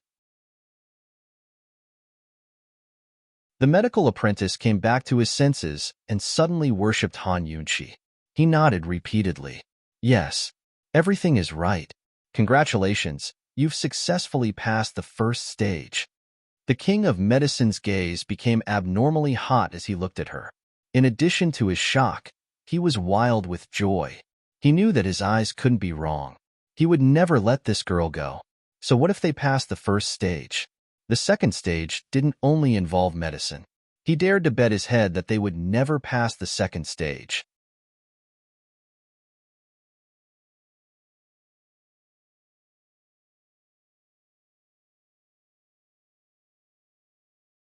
Esteemed Wang Fei. Before he could finish, Gu Beiwei suddenly coughed violently. He coughed so hard that he couldn't stop. Han Yunshi was shocked. Did he choke? Gu Beiwei couldn't answer and hurriedly waved his hand. Han Yunshi handed him water to drink and was about to pat his back when Long Fei beat her to it. Who knew that before he could pat him twice? Han Yunshi also suddenly coughed. Although she didn't cough as violently as Gu Beiwei, she kept coughing like Gu Beiwei. It was as if she couldn't catch her breath and was in a bad state. There were many people who died from coughing in this world. Long Fei was so anxious that he couldn't care less about Gu Beiwei. He hurriedly carried Han Yunshi to the side and carefully patted her back and soothed her chest. He even kept feeding her water. It could be said that he was in a hurry. Unfortunately, before the water could even reach her throat, Han Yunshi coughed it out, and the action of patting was completely useless. In just a moment, Gu Beiwei and Han Yunshi became patients. Even Long Fei was coughing. Although it wasn't as serious as Han Yunshi and Gu, his throat kept itching. It made him very uncomfortable, and he had to cough a few times from time to time. What was going on? After Han Yunshi recovered, Long Fei asked, "Poisoned?" "I'm not sure." Cough, cough. "It doesn't seem like it. This must be the second trial. Too cunning." Han Yunshi coughed until her chest hurt before she could barely stop. She handed the water to Long Fei and said seriously, "Dr. Gu's body is very weak. He can't take this kind of torture. We have to take good care of him.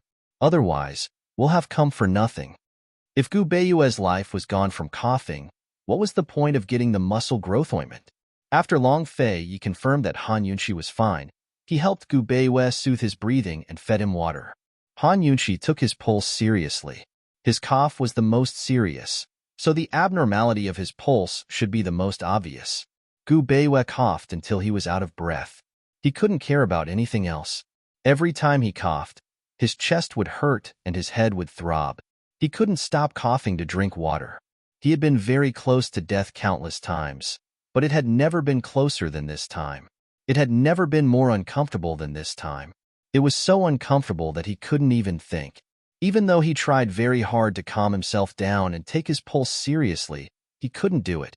Since he couldn't drink water, Han Yunqi could only take out the spray bottle she used to deal with the poisonous mosquitoes. She filled it with clean water and sprayed it into Gu Beiyue's throat to make it feel better. However, this method was useless. Gu Beiyue still coughed without any signs of relief. Han Yunqi decisively took out her golden needles and performed acupuncture. However, to her surprise, even acupuncture didn't have any effect. The coughing kept getting worse. Although it wasn't accompanied by an asthma cough, Gu Beiyue would still be out of breath if this went on. Han Yunqi, who was always calm before a life-threatening situation, was scared. She asked anxiously, "Long Feiyi, what should we do?"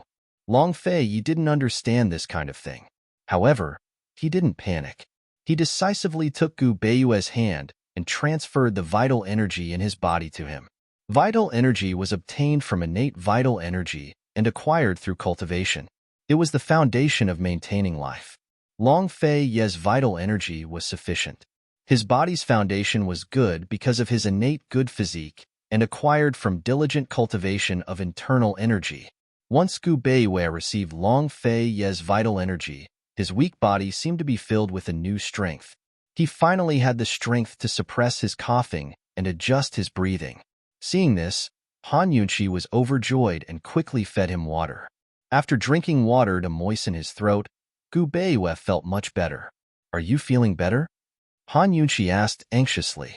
Long Feiyi looked at him. Cold. He didn't show any emotion. Han Yunqi didn't know what vital energy meant to a martial arts practitioner, but Gu Beiyue was very clear about it. He looked at Han Yunqi and then looked at Long Feiyi. His heart was like a spilled seasoning bottle, with mixed feelings. "Dr. Gu, quickly take our pulse and see what illness we have," Han Yunqi said anxiously. Who knew that Gu Beiyue's vision turned black, and he suddenly fainted. Gu Beiyue. Long Feiyi was angry and continued to transfer vital energy to him. Unfortunately, Gu Beiyue didn't wake up. He said unhappily, "Trash." Han Yunqi quickly took Gu Beiyue's pulse, but unfortunately, she couldn't find anything. Other than Gu Beiyue's body being weak, there was nothing special about his pulse.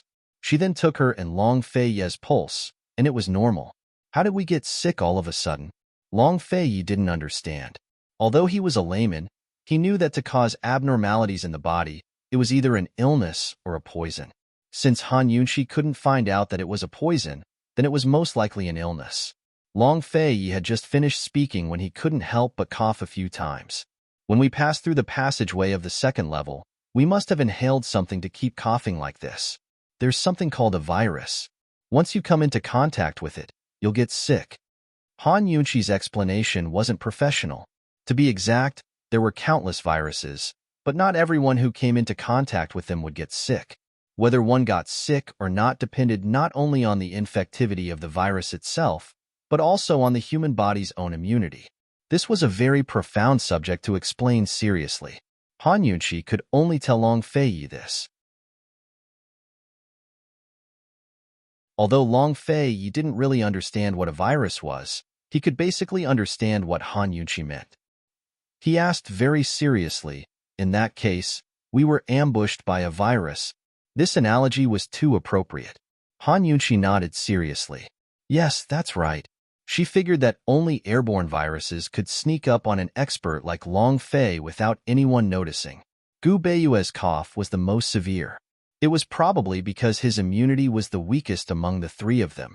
As the two of them were talking, a clap suddenly sounded from the darkness. An old man slowly walked over. He was dressed in the same clothes as the little medicine boy from before. He was the guardian of Medicine Requesting Cave, as expected of the successor chosen by the King of Medicine. Interesting. The old man looked at Han Yunqi with admiration. In this kind of environment, when one encountered a sudden illness, most people would think that it was due to some kind of evil method, such as being cursed or possessed. This girl was so young, but she was able to calmly analyze the reason. She was really different from the rest. Stop pretending to be mysterious. What's the second trial? Long Fei asked coldly. The old man wasn't anxious with them.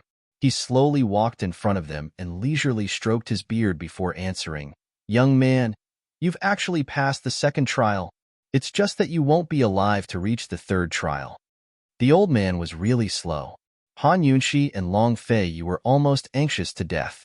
He even looked at Long Fei for a moment before continuing. Young man, it's useless even if you inject true energy into him. His body is weak, so the illness acts up quickly. After an hour, no matter how strong or weak your body is, you'll all die of coughing. So that's how it is. Han Yunxi was furious. She cursed. Which black-hearted bastard set this rule? Isn't it just asking for medicine? How can it take someone's life? The person who set the rules was naturally the medical hut's ancestor. Although many people in the medical hut had strong opinions about the rules left behind by the ancestor, no one dared to say it out loud, let alone curse like this. The old man's mouth twitched. He explained, "Don't be anxious. There's still a way to pass this trial." "What way?" Han Yunxi asked coldly. "Admit defeat. As long as you admit defeat, this old man will immediately present the medicine. I guarantee that the three of you will be cured," the old man said with a chuckle. "Is it very funny?" Han Yunxi's face darkened. Long Fei drew his sword and pointed it at the old man. "Give me the medicine. Otherwise, this prince will make you die here first." The old man trembled as he took a step back. "Young man, don't be rash. Even if you kill me, you won't be able to get the medicine. We will all die. This prince will kill you first. It won't be too late to find the medicine later." Long Fei really wanted to attack.